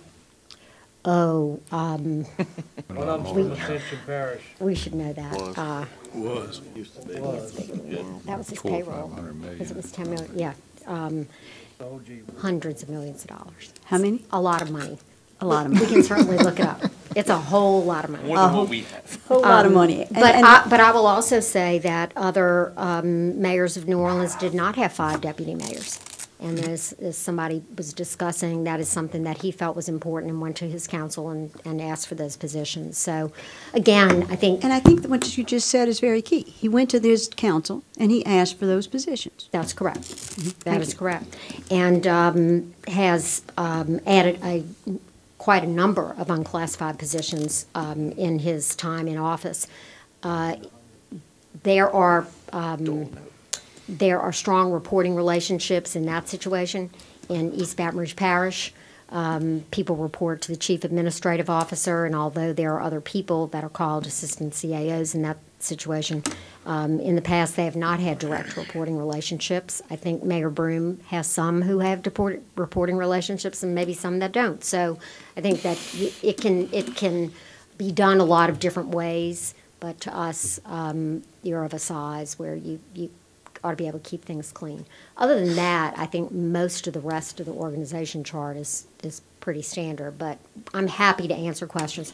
I'll try and keep you out of the ditch, but there are not that many things that are wrong in designing an organization chart. There are some things that are cumbersome and will make for confusion, but there are not a whole lot of rules. So the chart that you see in front of you, which is the chart that you and myself and Councilman Dawson, Councilman Joseph, I think Mr. Burgess, other members of our community had some input in. This chart is... I changed something from what You changed all something? liked, because I asked if we were going to stand here and present something. Sure. I think we took things off of finance, and we also put finance under the CAO. And I'm not sure if the steering committee and the people who sort of help work on that.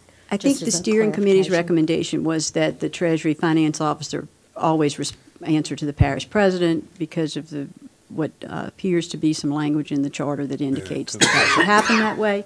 But that's open, I'm sure, to discussion about what the individual interpretation of the charter. So this is in my opinion, gentlemen, correct me if I'm wrong, this is the organization chart about which we are discussing now. This is what's on the agenda. This is what we are discussing. Yes. Clarification, the one that you just handed out is the same one right here? Yes. Yes, sir. Check. Yes. That's on the screen? Yes. Okay. Yes, sir. What you That's see all. I was kind of- is what's in front of us. Started talking about This changes. is, this is also what was in your Novus agenda. Okay, so are there any questions, comments about this recommended organizational chart? Madam Chair, I'd like to ask if we could consider these two ordinances before we consider the organizational chart, since they're related and they're also, would depend on what the chart looks like as to whether these ordinances pass or not. Yeah, you can make that, you can do that in the form of a motion. Add that to Not the on the agenda. agenda, You're it's gonna not on have the that agenda. Consider it. It's not, This is a part of the organizational chart. Well, it's up for discussion. First time I see it's tonight. You can bring it up.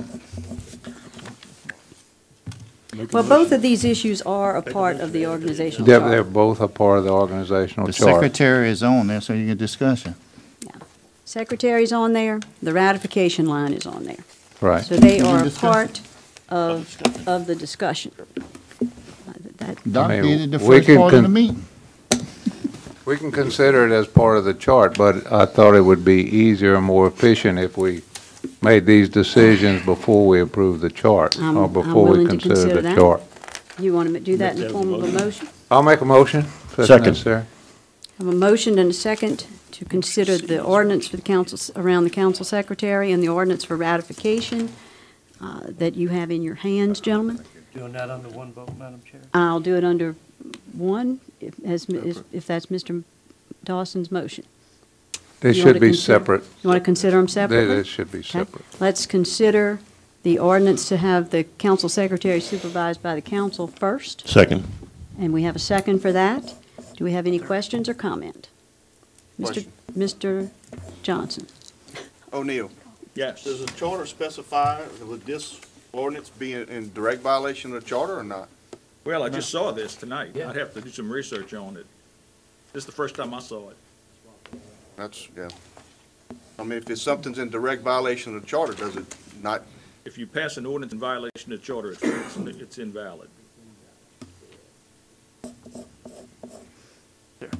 Yes, Mr. Lawler? I've been looking into this. I don't believe that it is in violation of the charter. The charter specifically says under section 4-22 restrictions of the governing authority, members of the governing authority shall not direct or supervise parish employees or parish officers, which is modified by who are subject to the direction and supervision of the president, except through the office of the president. So what it does is it modifies parish employees and parish officers by saying who are subject to the direction and supervision of the president. If you move down to section 5.1, it talks about the secretary. And it says that the secretary and treasurer shall be appointed by the parish president, subject to ratification of majority of the members of governing authority, who shall thereafter serve at the pleasure of the president. It does not state that the secretary or the treasurer, for that matter, are subject to the direction or supervision of the parish president. Moreover, this ordinance, this page right here, will specify that the parish secretary is now subject to the direction and supervision of the council, the governing authority. So because it's modifying parish employees and parish officers who are subject to the direction of the supervision and the supervision of the parish president, if that person is no longer subject to the direction and supervision of the parish president, then the governing authority does have the ability to direct and supervise that parish employee. That begs the question, which one of the 11 does that person listen to? Well, if you Who look has the on, final say? Says so in the Board ordinance. of Governors authority is all 11 of us. No, it says It through says its read the chairman. ordinance. But I'd just like to say this, are we considering the ordinance right now, or are we just talking about whether we're going to consider it? I think we're still talking about whether we're going to consider it, and we've moved on to discussion about the ordinance. So let's get whether or not we're going to even consider this out of the Well, way. it sounds like we already have by default. I think by default we have, but I think we better, for the sake of the technicality, have a vote. Is there any objection to adding this discussion to the agenda tonight? No, I don't know. Well, I mean, Adding. not adding, Adding. Adding it to Madam the Chairman. agenda. The amendment to the It can't be organization. considered He like wants, that. you clarify for him. yeah. Yes, please. Well, we've had some discussion, if my memory serves me, this has gotten complicated, about whether or not we should even be talking about this. Right. It's certainly my opinion that this is part of the org chart, and so we should. I think that Bill is asking, should we have, Well, I mean, actually, you make that decision. That's your call. I'm happy to make that Right, decision. you chair, You you make chairman. that call. I get to make that call? You absolutely Well, do. Then I make the call that it's part of the org chart. It's pertinent to the discussion. And so we are past that decision. So And now we are have now a, discussing whether or not, about the ordinance in its entirety. Okay? I'd like Now, to do you have discuss- something you want to say about it, Mr. Yes, I Kulop? want to discuss the motion. Okay? I think, I'm not a lawyer, as several guys up here are. I think it is in violation of the Home Rule Charter based on simple language. oh, really? I don't understand. So we are going to supervise a parish employee as a council. We have that Or the ability. Chairperson, rather. We're going to create that ability. Yes, we have, that's what this ordinance would do. It would create the authority to supervise the secretary who's working for us. Okay, well, in our further discussion, what the hell's the deal now? We don't have any council secretaries not serving our needs? Not, what did she refuse to do anything for anybody? I can answer that. I'm just asking, because necessity is the mother of invention. What the hell are we doing here with this? What brought this on? Can anybody tell me? Yes, Doc? I don't think you can recognize me, Randy, but I wait the chair's decision on that. I'll be happy to answer that question myself. Go ahead. I requested that the documents be attached to Novus regarding Dr. Slaughter's recommendations. The parish council secretary called me, directed me that she could not do that, that she had been requested by the parish president not to. And so I said I would prefer that you do that. And she said, I cannot do that. I have been directed by the parish president not to. To me, that's complicated. There were documents that I believed were necessary to this body to understand what was happening here and what Dr. Slaughter's request for, her attachment, her documents, what all this information was. And I took it upon myself to then send those documents out to all of you by email so that you would get them. And I also provided them to the media, because this is necessary to the public meetings that we have. I see this as a tremendous conflict, and I think that while it was a conflict on this occasion, it was perhaps the first time there's ever been such a conflict. I do not have any history on that. I've never had that issue before. I do not know that anyone has ever had the issue before. But I want to, I asked Mr. Dawson to please help us to find a way to solve this problem, because this never needs to happen again. It is important that if the council secretary is asked to add documents into Novus that illuminate the agenda, that those documents be added and that there be no obstruction of that effort by any member of the administration, be it the parish president or anyone else. Are there any other questions about it? You want me to? Yeah, Mr. Chairman, I'll be Mr. glad to talk about it. since Yeah. you and the parish president, the ones that generally write the main agenda, not necessarily the agenda Right. for the committees, so what's up? So I haven't had the same experience as Ms. Casso, but, you know, she advised me when that went on. But actually, this movement started before that, and I think that it's, you know, my opinion is that, you know, this is the secretary of the governing authority. That's what the charter calls this position. And so to have that not report to the governing authority, I think is not correct. That our neighboring parishes and most all of these, they have their governing authority, secretary reports to the governing authority. So this is just a way to clean that up to where if there is a conflict or if there were a conflict or there were to be a conflict, then this would clarify that, and I think gives us a lot better. It actually is better for the employees. It's not necessarily something that's better for us, but it's better for the employees to not have that conflict in how do they report. And I want to add that later in the day, the documents were indeed attached to Novus, and everybody got them. But we had a kind of a crisis of what was going to happen for a period of time. Yes, So we had some conflict resolution. we did. Thank you.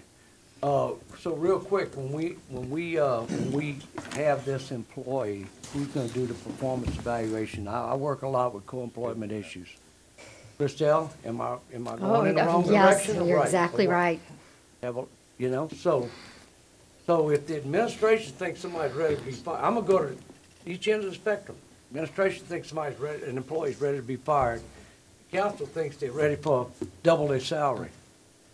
That's where it goes. We actually see that. That's where it We actually do, goes, yes. okay, people? That's Or where it vice goes in versa. real life. It goes Mhm. to opposite ends of the Right. spectrum. So what road are we leading down? You're the consultant. Well, unity of command, one man, one boss. So, good military term. And so there is sometimes functional authority over someone. There is, dotted line relationship one way, solid line relationship the other way. But you can't serve two masters. You cannot have two direct reporting relationships. You're going to take your employee and pull him like Gumby. Because I just want to make it clear that we don't hire the parish secretary. We didn't hire the last 5.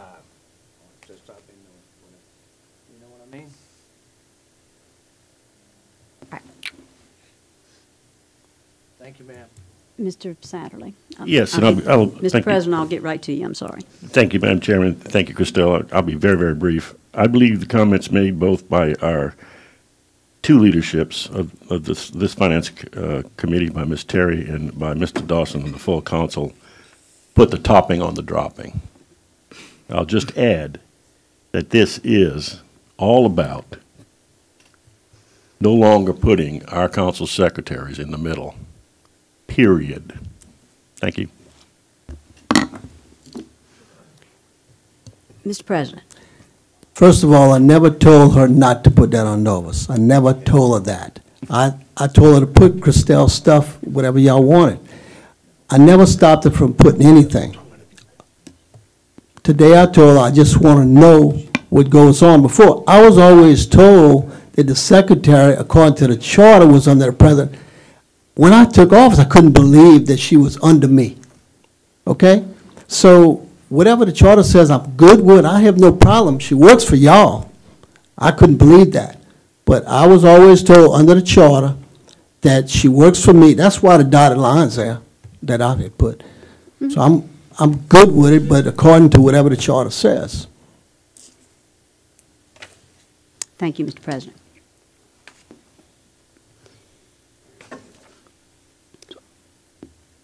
We have Time to vote. a motion and a second to place the ordinance, to recommend an ordinance to have the council secretary supervised by the council. It is time to vote on that. Councilman Joseph, Yes? Councilman Dawson, Yes. Councilman Turner, Yes. Councilman Satterley, Yes. Councilman Dempsey Lambert, No. Councilman Todd Lambert, Yes. No.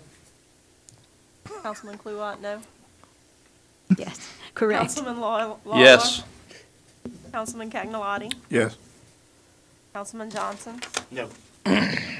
Chair votes yes. So What that was- is clarified. What was the tally, Madam Chairman, for the record? 8-3. Yes. Could we, I know the motion's passed already, but I definitely would, before it goes to the council, we can make sure that legal looks at it and it is legit. Absolutely, certainly. So let's make that, having passed that consideration going forward, we would have the council secretary with a hard line to the parish council. I on think, on the organization. Madam Chair, we're going to have to leave, I think we need to leave the dotted line to the parish president because we can't change this serves at the pleasure. Correct. Sure. So we have the hard line to the parish council through its chair and a dotted line to the parish president with the note that they serve at the pleasure. Yes. Absolutely. So are you catching the modification to that, Yes. Christelle? So that- Yes. Okay. Well, Terry, We have, are we going to take we're a going to motion move the on sec- to the next one, which is the ordinance for that is a recommended ordinance for ratification, which relates as well to this chart, because as you can see on there, gentlemen, if you would put that back up, there is a ratification line. That line is red. It has become so easy in conversations amongst ourselves and with Dr. Slaughter to have conversation about those positions above the ratification line and those positions below the ratification line. I think it makes it so easy for me to understand, and I'm sure therefore for all the members of our parish government and certainly for our citizens to understand. Those people above that red line would need to be ratified. Those people below certainly do not. I think it also corresponds to the list of departments and the list of offices that exist on the previously ruled upon chart, list. So the chair would entertain discussion or a motion regarding the ordinance for ratification. Mr. Dawson. So I'd like to make the motion, and I think I probably need to read this, or Please. do you guys want to? Whereas the Ascension Parish Charter calls for ratification, the president shall have the power to appoint, subject to ratification, by resolution by at least a majority of the members of the governing authority, such officers and department heads as may be provided by this charter or by ordinance who shall serve in office until their resignation.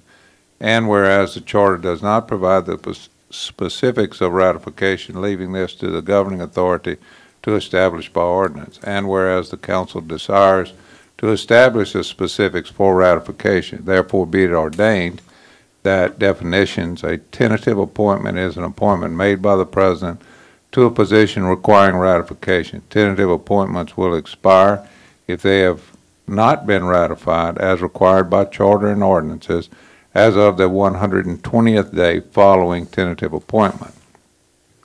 No reappointment of the same individual may then be made for the same position. Evaluation of temporary appointment. The president shall submit an evaluation of the temporary appointment within 100 days of the appointment. Applicability. Any office except the office of president which has ratified department heads or officials reporting to it shall also be ratified according to the charter and ordinances. The organization chart for Ascension Parish government shall indicate the positions which require ratification and shall be adopted by ordinance. And when a new administration takes office or an existing administration is reelected from the 4-year election cycle, all positions subject to ratification shall be considered filled by current personnel as tentative appointments. The president may replace current personnel at any time with tentative appointments. And in case of a vacancy in a ratified position, the president may submit a tentative appointment for ratification. And if a candidate for ratification fails to obtain the necessary votes for ratification, then the candidate can no longer hold the position for which she was appointed, and the position shall be declared vacant. I'll second that. Have a motion and a second, Question, and I have questions by Mr. Kluwat. real quick.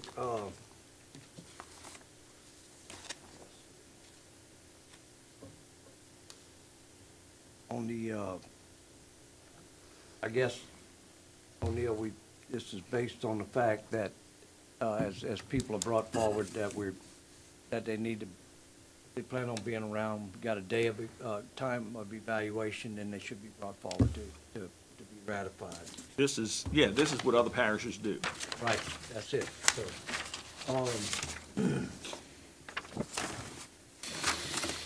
on the ratification process, as the vote comes in front of us, what does our charter and our rules say about the vote on ratification? Is it majority? Is it Majority.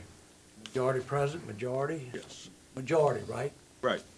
It's majority of the governing authority. Correct. I think it's of those present, because I don't think it specifies the That's what I covering want to- members. I just We have want to check that, but clarification on that. you might look at that, O'Neill. I think it just says a simple majority or something like that. I don't have a charter in front of me. So let's make sure we check that, Yes. gentlemen. Just, that's all, I just want. That's Any- it. Mr. I got Lawler? my second in. I just want to state, I'm looking at the numbers in this, they're not without reason per se. Any employee that's hired here at the parish gets a 90-day probationary period. The reason for the evaluation on 100 days to be submitted by the administration of the president is that we are not here to judge a CV or a resume. We're judging the actual work that the individual does along with their qualifications. So we may have somebody that we initially may not think is qualified to do the job, but they do meet the qualifications and they get on board and they do a fantastic job. That is why we're going to allow that 90 days. Hopefully we'll get that glowing review from the president. By the same token, we may have a situation. 100 days. Or, well, at 100 days, well, after the 90-day probationary period. We may have a situation where an individual we all think is going to be great for the job, including the parish president, and the person comes on board and really just can't simply do the job. We don't want to judge people based on their resumes or their CVs. That's why the evaluation portion is important. At 100 days, we then have 20 more days and we should have a meeting within that time period to get this person either ratified or not ratified. These numbers they weren't pulled out of the ether. Right, we gotta have a meeting cycle in there. Exactly, and I think we really need to give everybody the opportunity to perform the job for that 90 days and see what a great job or what a terrible job they're going to do. That's it. Any other comments or questions? Mr. Johnson? I guess I asked the question last time to find out there's even more positions here that apparently need to be ratified. Still haven't heard any justification for adding those folks to be ratified. But part of the question leads here, right now the CFO would first to be ratified, but we have treasurer, CFO, and then under that finance. Finance is above the ratification line. So does that mean that everybody within finance needs to be ratified? And the same thing as you go across, I mean, do we need to put director in these boxes to clarify that? Good Yeah, catch, that's a Jenny. good idea. Jenny, good catch. Good catch. Right. On the finance, it should be just the chief financial officer. That's what, I think that's what that was Finance meant to be. boxes shouldn't be there.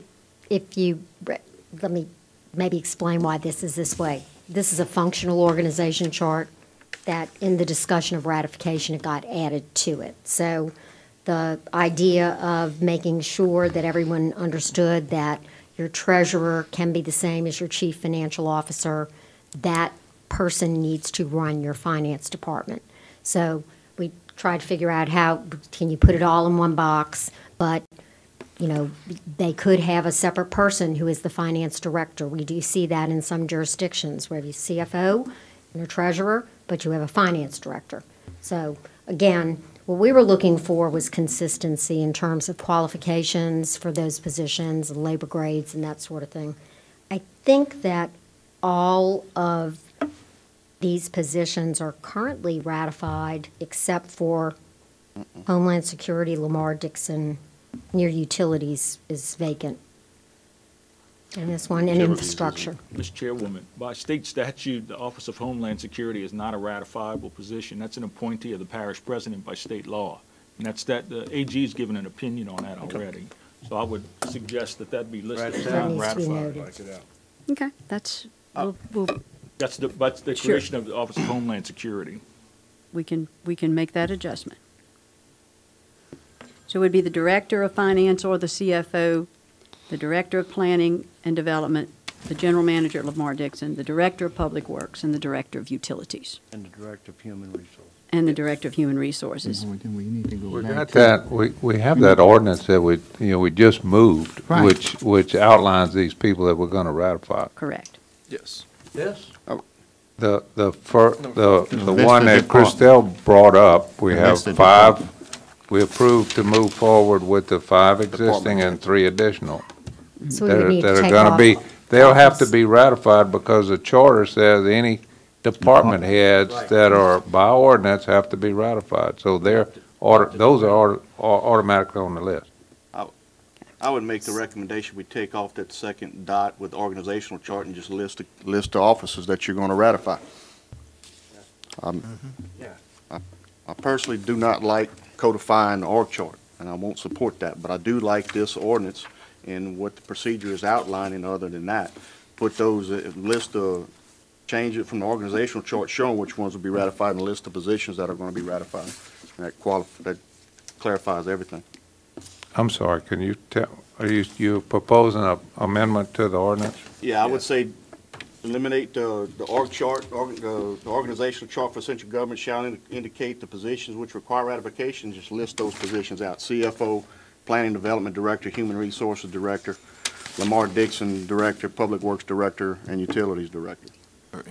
As well as the Infrastructure Division Director. And Infrastructure Division Director. The CAO, the CEO. we can, I think that would make good sense. Have a motion by Councilman Johnson to modify the ordinance for ratification to list the departments instead of stating that the organization chart indicates the position. So we'll have to have some modification of that language. We'll work on that and get that prepared. Benny, thank you for that. Second. I say. Got a second by Mr. Todd Lambert. Let me keep a note here. Yes, Mr. Satter. Yes, well, I hate to do this, Madam Chairwoman, but a point of order from parliamentary procedure. The other motion has been motion seconded and passed. The only way we can go and modify that motion now, according to Robert's Rules of Order, which we have adopted in our bylaws. We haven't moved on the. No, I'm talking about the ordinance for ratification. We did. You're right, Doc. Okay, You're right. We moved- let me finish, Tell me how we please. gotta I have do the it. floor. Is that some member of this body who voted on the affirmative side needs to offer a motion to reconsider. That has to be seconded, and then it's back on the table No. to add anything to it. Voted on that. Never voted. I think what we need to do is, we've never voted to add this to the agenda. We've never We voted on this ordinance for ratification. We voted on it, Mr. Lawler, To add this to the agenda? We actually to add and approve it. adopted it. Oh, we And did? we've already. Yes, sir. I don't know where you were, but Christelle, I that. apologize, So but you have to once- stand here through our No. gyrations, but this is all. I wish more of our clients This- took this as seriously. Someone on the affirmative side, Madam Chairman, needs to vote to reconsider. Madam Chair, if I understand, Councilman Dawson made the motion and Councilman Kluwat seconded. We haven't had a vote on this. Whether to add it to the agenda? Oh, no. No, she added it to the agenda by No, executive we- order. we voted on it. But they just Ask made our the motion a secretary. minute ago. We've had discussion, but if I don't realize we had any vote on this. Am I wrong? Yes, you are. Ask the secretary. Councilman Dawson did make the motion and Councilman Kluwat seconded. But it's not been voted on? It wasn't Wasn't voted on. voted on. Wasn't. I'm not There wrong. you go. It wasn't voted. Okay. I stand corrected, and I apologize to Councilman Benny Johnson. Could you repeat that? I didn't hear you. I'd be glad to do it. I stand corrected with all the eye rolls, but I apologize. So if that's the case, you can, if it's on the table yet, Substitute motion. then you can substitute motion. Yeah, okay. That's where I thought we were, but I've been lost all night, so it was. Well, I mean, we moved on to org chart, so I assumed the issue was settled, so I don't know, I'm not criticizing you there, Terry, but, I thought it was settled. Okay, so. In other words, we wouldn't have moved on if we wouldn't have had that other ordinance, I don't think we moved on. It's Okay, just- taken care of. let's vote on the addition that Benny has Amendment, made. substitute motion. The substitute motion, that the org chart have the list and go from there. Take the org chart off and Councilman Joseph, Right. Yeah. Councilman Dawson, Yes. Councilman Turner, Yes. Councilman Satterly. Yes. Councilman Dempsey Lambert. Yes. Councilman Todd Lambert. Yes. Councilman Kluwat, Yes. Councilman Lawler, Yes.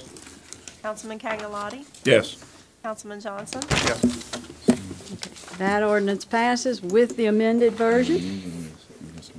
And we are continuing to discuss its impact on the organizational chart. We need that organizational chart up, please. Well, Madam Secretary, what was it?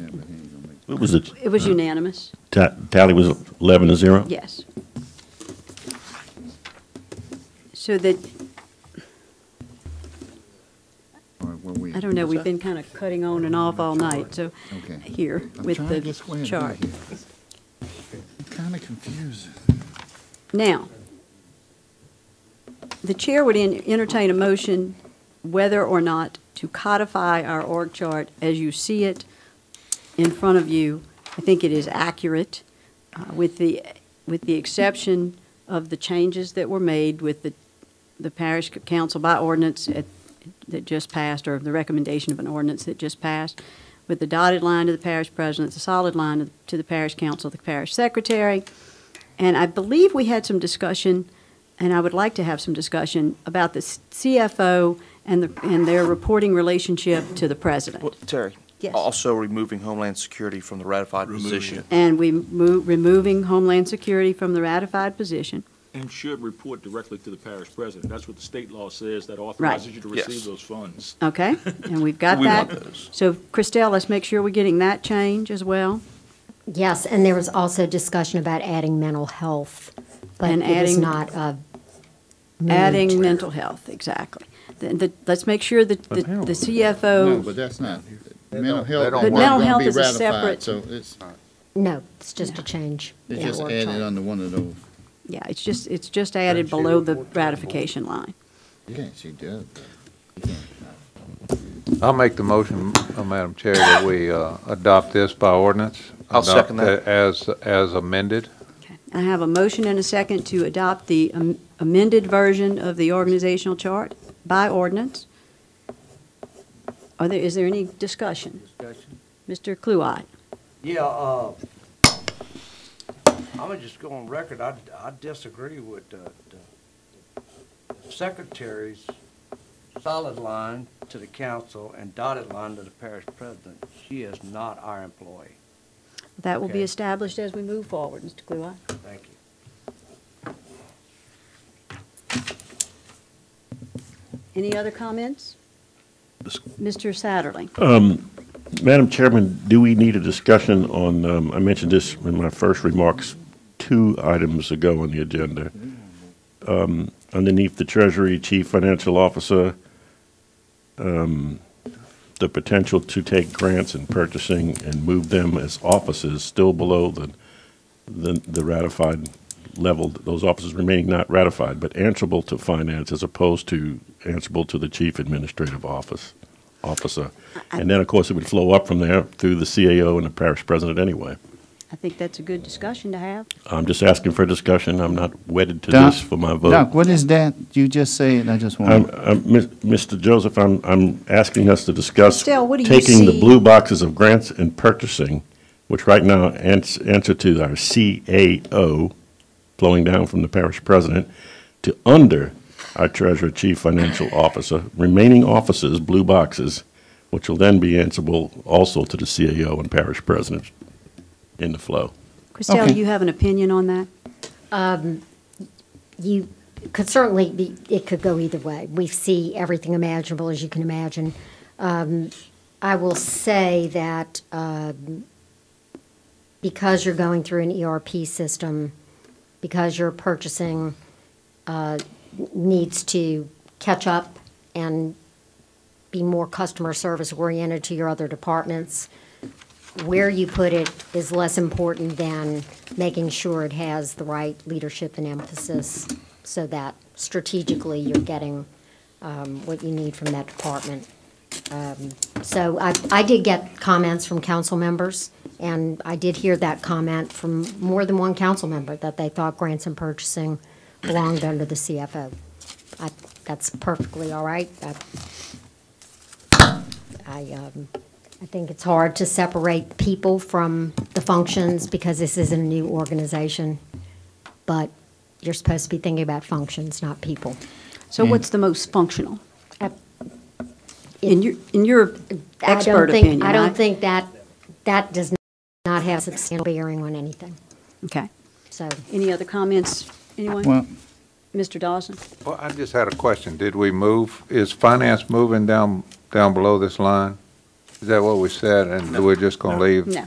Was that another? CFO stays above. And leave the CFO above the line and move finance down? Yeah. Or are we leaving that?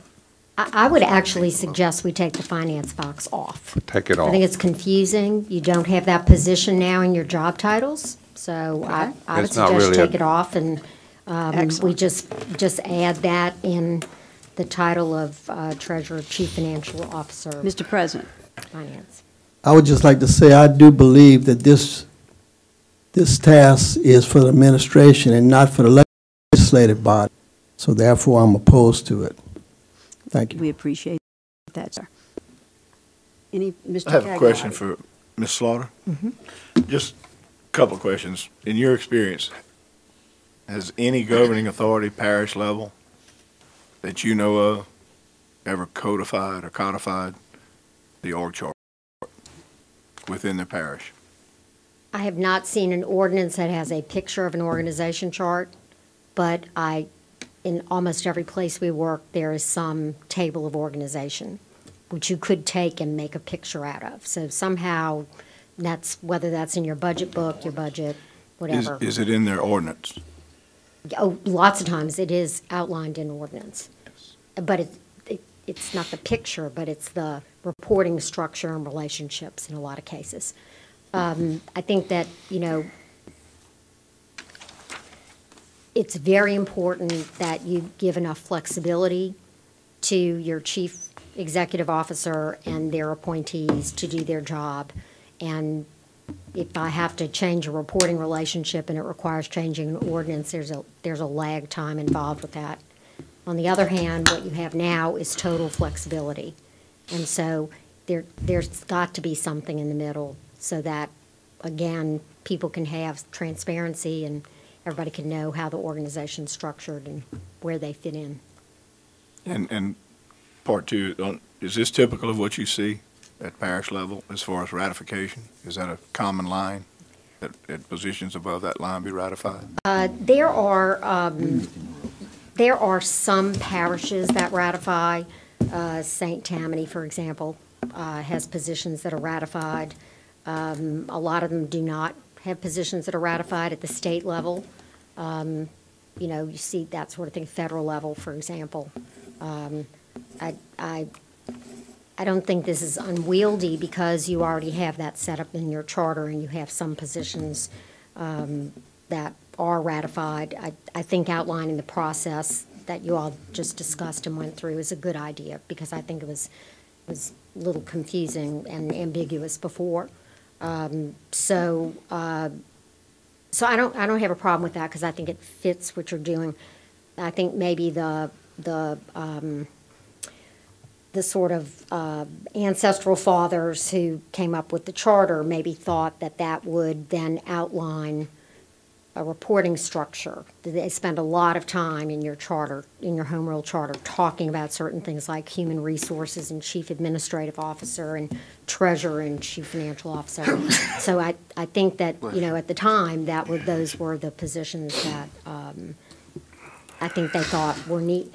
As you grow, then there are other things that I think are equally important. And so, whether you're dealing with water or wastewater, drainage, other things, I just think you're in a different place right now.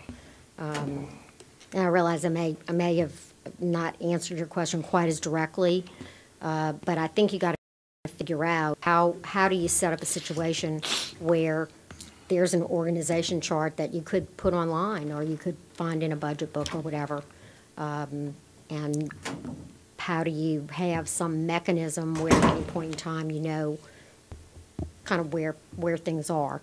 So you got to have some stability there. Is it too much to codify it? That's for you to decide. But you definitely need the stability that, that type of discussion brings and decision. Mr. Joseph. Yeah, Doc, I'm gonna second your motion on that, and the reason why I'm gonna do that, because I believe in that. I mean, I was in the military and in finance, and those are dealing with money and all that. That's my justification for it. And the other reason is, once again, we got to make the decision. If you're against it, fine. If you're for it, fine. For me, it don't make a difference when it come to that. But we got to get some structure here for the public. And we, this organization chart, we got people want to change our government from one thing to another one. And the reason why, because we don't have a real structure they understand. And, I like this structure, that's my idea. I know I talked to Ms. Christelle about that. So, Doc, I'm going to second that. I thought I was going to have to make the original motion, but you beat me to it. And we'll see where it goes, Doc. So we have a motion, we have a recommendation by Doc, and a motion in that, and have it in such a form as a motion, to move grants and purchasing under finance. That's what I understand? Well, I didn't make it as a motion, but Madam Secretary, Madam Chairwoman, I'd be very pleased to do that, which would make Mr. Joseph's second of that valid. Okay. All right, whatever way you want to do it, Doc. Right, I'll make that motion, and he seconded it. I second. Well, let's see what the will of the body is, and then we'll go from there. Aaron, I see some other folks with some questions, so let's give it a second. Just a brief question regarding functionality versus picture versus table. Same thing? I mean, if we have a picture of it and we could just as easily turn this into a table, it would have the same function. Is that correct? Yes, that's and correct. And we could do a table and then make a picture of it, and that'd have the same function. Right. And without adding, your CEO is your parish president. They have the right to put people in there. You have the right to ratify some of those people. You have the right to, she has the right to move people around. There comes a point where if you lock down too much, then you're going to be in a lot of these kinds of meetings for a long time. So. But hopefully, I think what we're trying to do here is give some structure to government, but still allowing, this is relatively easily altered by an ordinance. The parish president comes to us and says, look, this is not working. He presents a good argument as to why it's not working. I don't see a reason why we wouldn't want to alter the structure. And that could be done in as little as 30 days, even less for emergency meetings, if there's an emergency situation. That's all I have. Mr. Kluwan. Yeah, Christelle, based on what Aaron was just talking about, is that basically, going back to Mr. Johnson's comments a while ago, is that the written word, whatever we got down, that you should be able to draw the org chart based on what you've written. Right. The org chart is nothing but a picture. It's not the primary, it's the secondary. This was primarily what you do. I guess as I scribble scratch based on everybody's motions and talking, that we're down to what we got, 9 ratified positions, I think. That's right.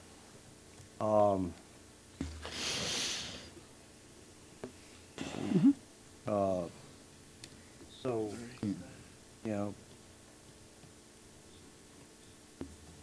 10 if you count the council seat. My only issue is sometimes is if we're building confines, and once again, I'm gonna go back to the conversation I had a while ago, so take about 60 seconds. The fact that you trust everybody in the administration, you trust everybody and all this in government. We ain't having this discussion right now, okay? This is not a budget issue. You know, we're not broke. This is a fact that there's a lot of people don't trust what government's doing, all right? And are we confining our administration and the people that we're charged from this podium going back in that direction to the administration, are we confining them to basically doing their jobs and delivering the services for the people?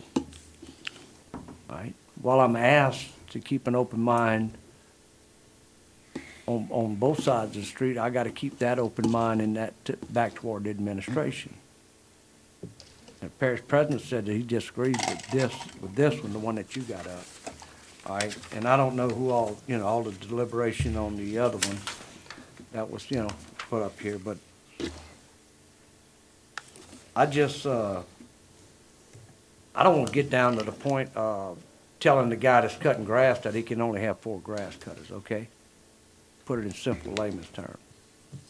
I want to continue to work on budgets in these positions. I don't have a problem with these positions. But are we reaching out and just trying to micromanage at this point, based on the fact that either we or our constituents don't trust government? All right? I just want to throw that out there. Thank you. If I might just give you an example or an analogy, personal and firm experience. We were working with the state of Louisiana when Buddy Roemer got elected, and I don't know if you remember that transition. It was quite interesting, but there were a lot of people who felt like this was a real day of reform for Louisiana. And there was a task force that was established called Reorganizing State Government. One of the big pushes was to get rid of civil service. And I remember saying to them, let's not think about today. We need to think about the citizens of the state of Louisiana, because this incoming governor is not going to be governor forever. Little did I know, a one term. And then you may get somebody back that you thought you needed protection for, now you don't. This isn't about the here and now. This is about the citizens of Ascension Parish. It was not based on him anyway, it was based on the past. And matter of fact, the one before. Everything that we have recommended, you all, our client are the citizens of Ascension Parish. You all are enabling us to make recommendations to help them. So I think it's not about the here and now. It's about what's right.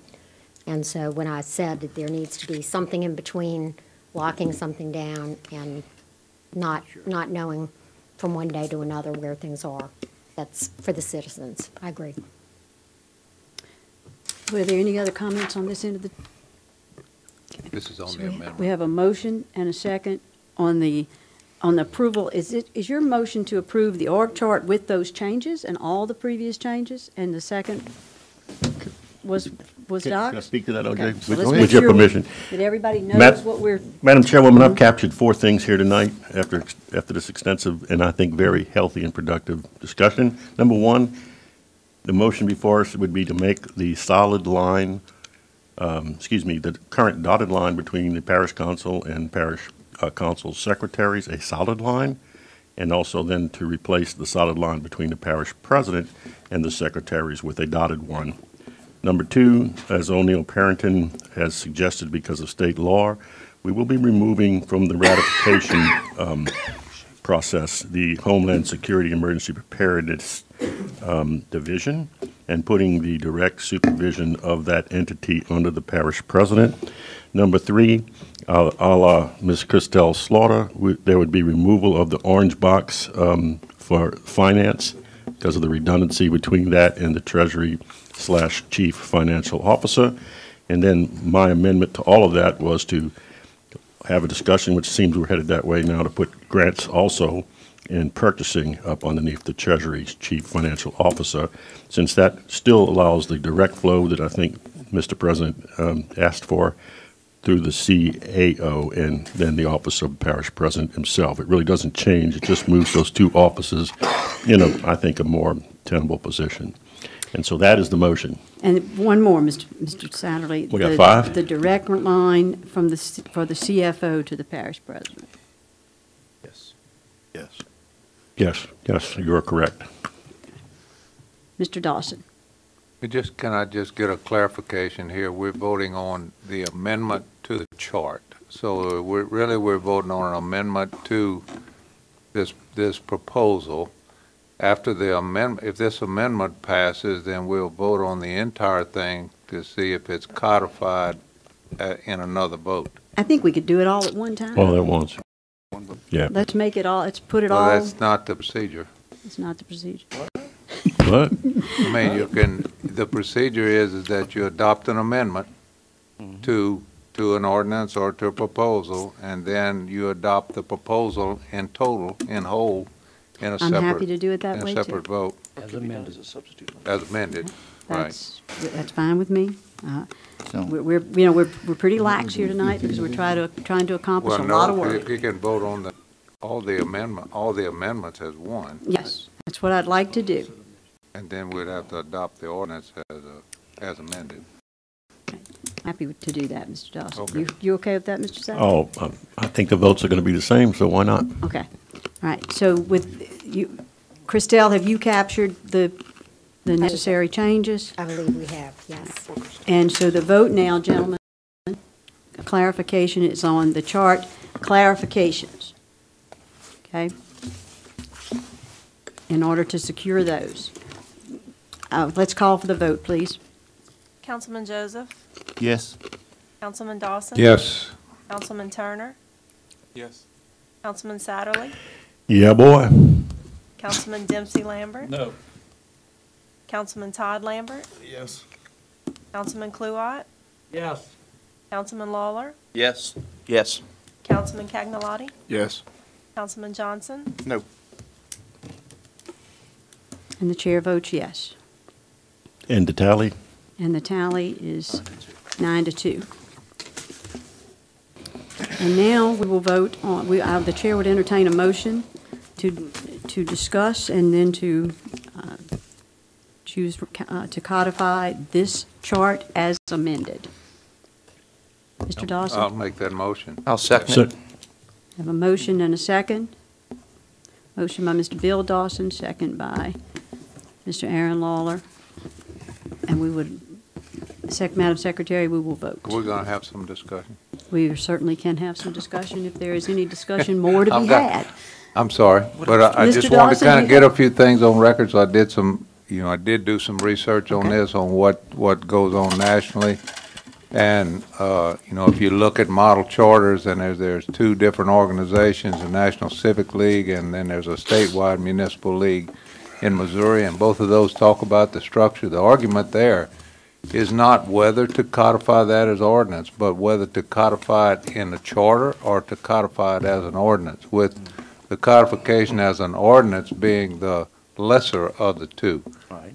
So, really, if you look nationally and you look at recommendations from these civic organizations, their recommendation is to do one or the other, with most of them recommend by the ordinance as a lesser or less severe. I'd just like to say that I looked at what the organization chart was on January 2nd of 2017, and that's in our budget book, and it's very well spelled out in there, and they had personnel in each department. There was this entire list of personnel. I looked at the budget for 2018, there was none of that.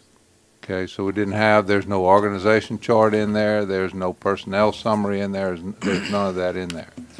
I looked at the history, and I'm not sure which changes, how many other changes happened, but I see if you look at the web page in June 5th of 2017, there was a reorganization of the facilities department. A department was supposedly created, and other departments reporting to it. At that same time, a Health and Human Services Department was created, and I'm reading directly here, under the reorganization of Ascension Parish, which took place on June 5th, 2017. So there's been, in October 10th of 2017, there was a infrastructure division created. So there's been, in 2017, I'm not sure how many changes there's been to the organization, but there's been at least these three significant changes. Additionally, I asked several employees today where could they find an organization chart for Ascension Parish, and none of them could answer that.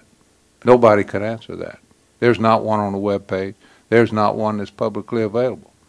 So, you know, part of what we're trying to do here is, a part of what the reason that I'm supporting this to be codified is that it needs to be publicly available. It needs to be the employees, the 480 employees in Ascension Parish. They need to know who they report to and how they report up through to the parish president. So I'm done now. Thank you. Mr. President. For clarification, that's not the final budget you got. In the final budget, you have everything you just said. Okay, but let me say the charter says that on January 1st, what we adopted will become the final budget.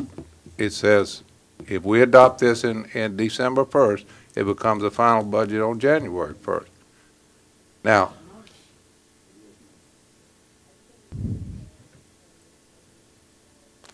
I've just made the observation that what's on the page right now does not have a personnel structure in it. Right. That's how we did it last year also. Because we gave you the numbers, they're all correct. They won't change because they can't. But all that additional information. No, I want you to understand. I'm not criticizing you guys for that. All that was just an example of. But you will get these are places that we should find, that employees should be able to find the organizational chart, and it's not there. Yeah, and we have to give one to the auditors, and we don't have one yet. There you go. Any other discussion? Just to touch upon that, I'm sorry, I wasn't recognized. Go ahead, Mr. Lawler. Hi, I'm Aaron. No, just to touch upon that, it's not just our employees that have this. It's, you know, our citizens every day. You know, if they have an issue and they can't get in touch with somebody, they should be able to find out, okay, who's the department head of that? Who's supervising this department that I can get in touch with? Something as simple as that. You know, we went through it recently with a private organization, and private organizations, they have a chart. You can find this information, and you know who a supervisor is if you need to get in touch with somebody. So it's good for the public too. Yes, Mr. In 16, you had a flow chart presented to the auditor. I believe every employee we have know who their supervisor is. Tell me one of them that doesn't. Thank you, sir. Okay, so we have a motion and a second. I don't know. Is there any further discussion? Hearing none, Madam Secretary, you can call for a vote. Councilman Joseph?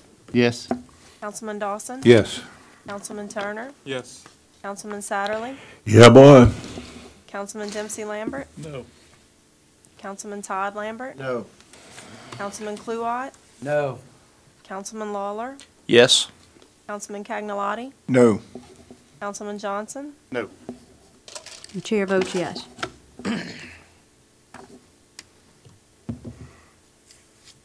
6 yes, 5 no. 6-5. Right.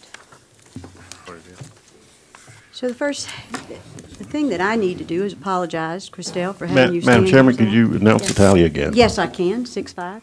Thank you. And certainly to the members of the audience for the lack of sophisticated chairmanship tonight. But it's been complicated, and much work was done. Many people shared their opinions and their ideas, and for that I'm very grateful. I think it was healthy discussion that was respectful, and for that I too am grateful. And now the chair would entertain a motion to adjourn. Mr. Kulop. I'd make that motion, but I have a quick comment. That once again, we're in a very deep freeze, in an extended freeze in this area. And I once again ask everybody, please look to your area, the elderly, people in need. Somewhere out there's somebody that don't have a heater, or water's not running, or something's not right. Please just make an extra effort to look around. Thank you. Thank you, Randy. I have a motion and a second to adjourn. I'm sure everybody's in agreement. We are adjourned.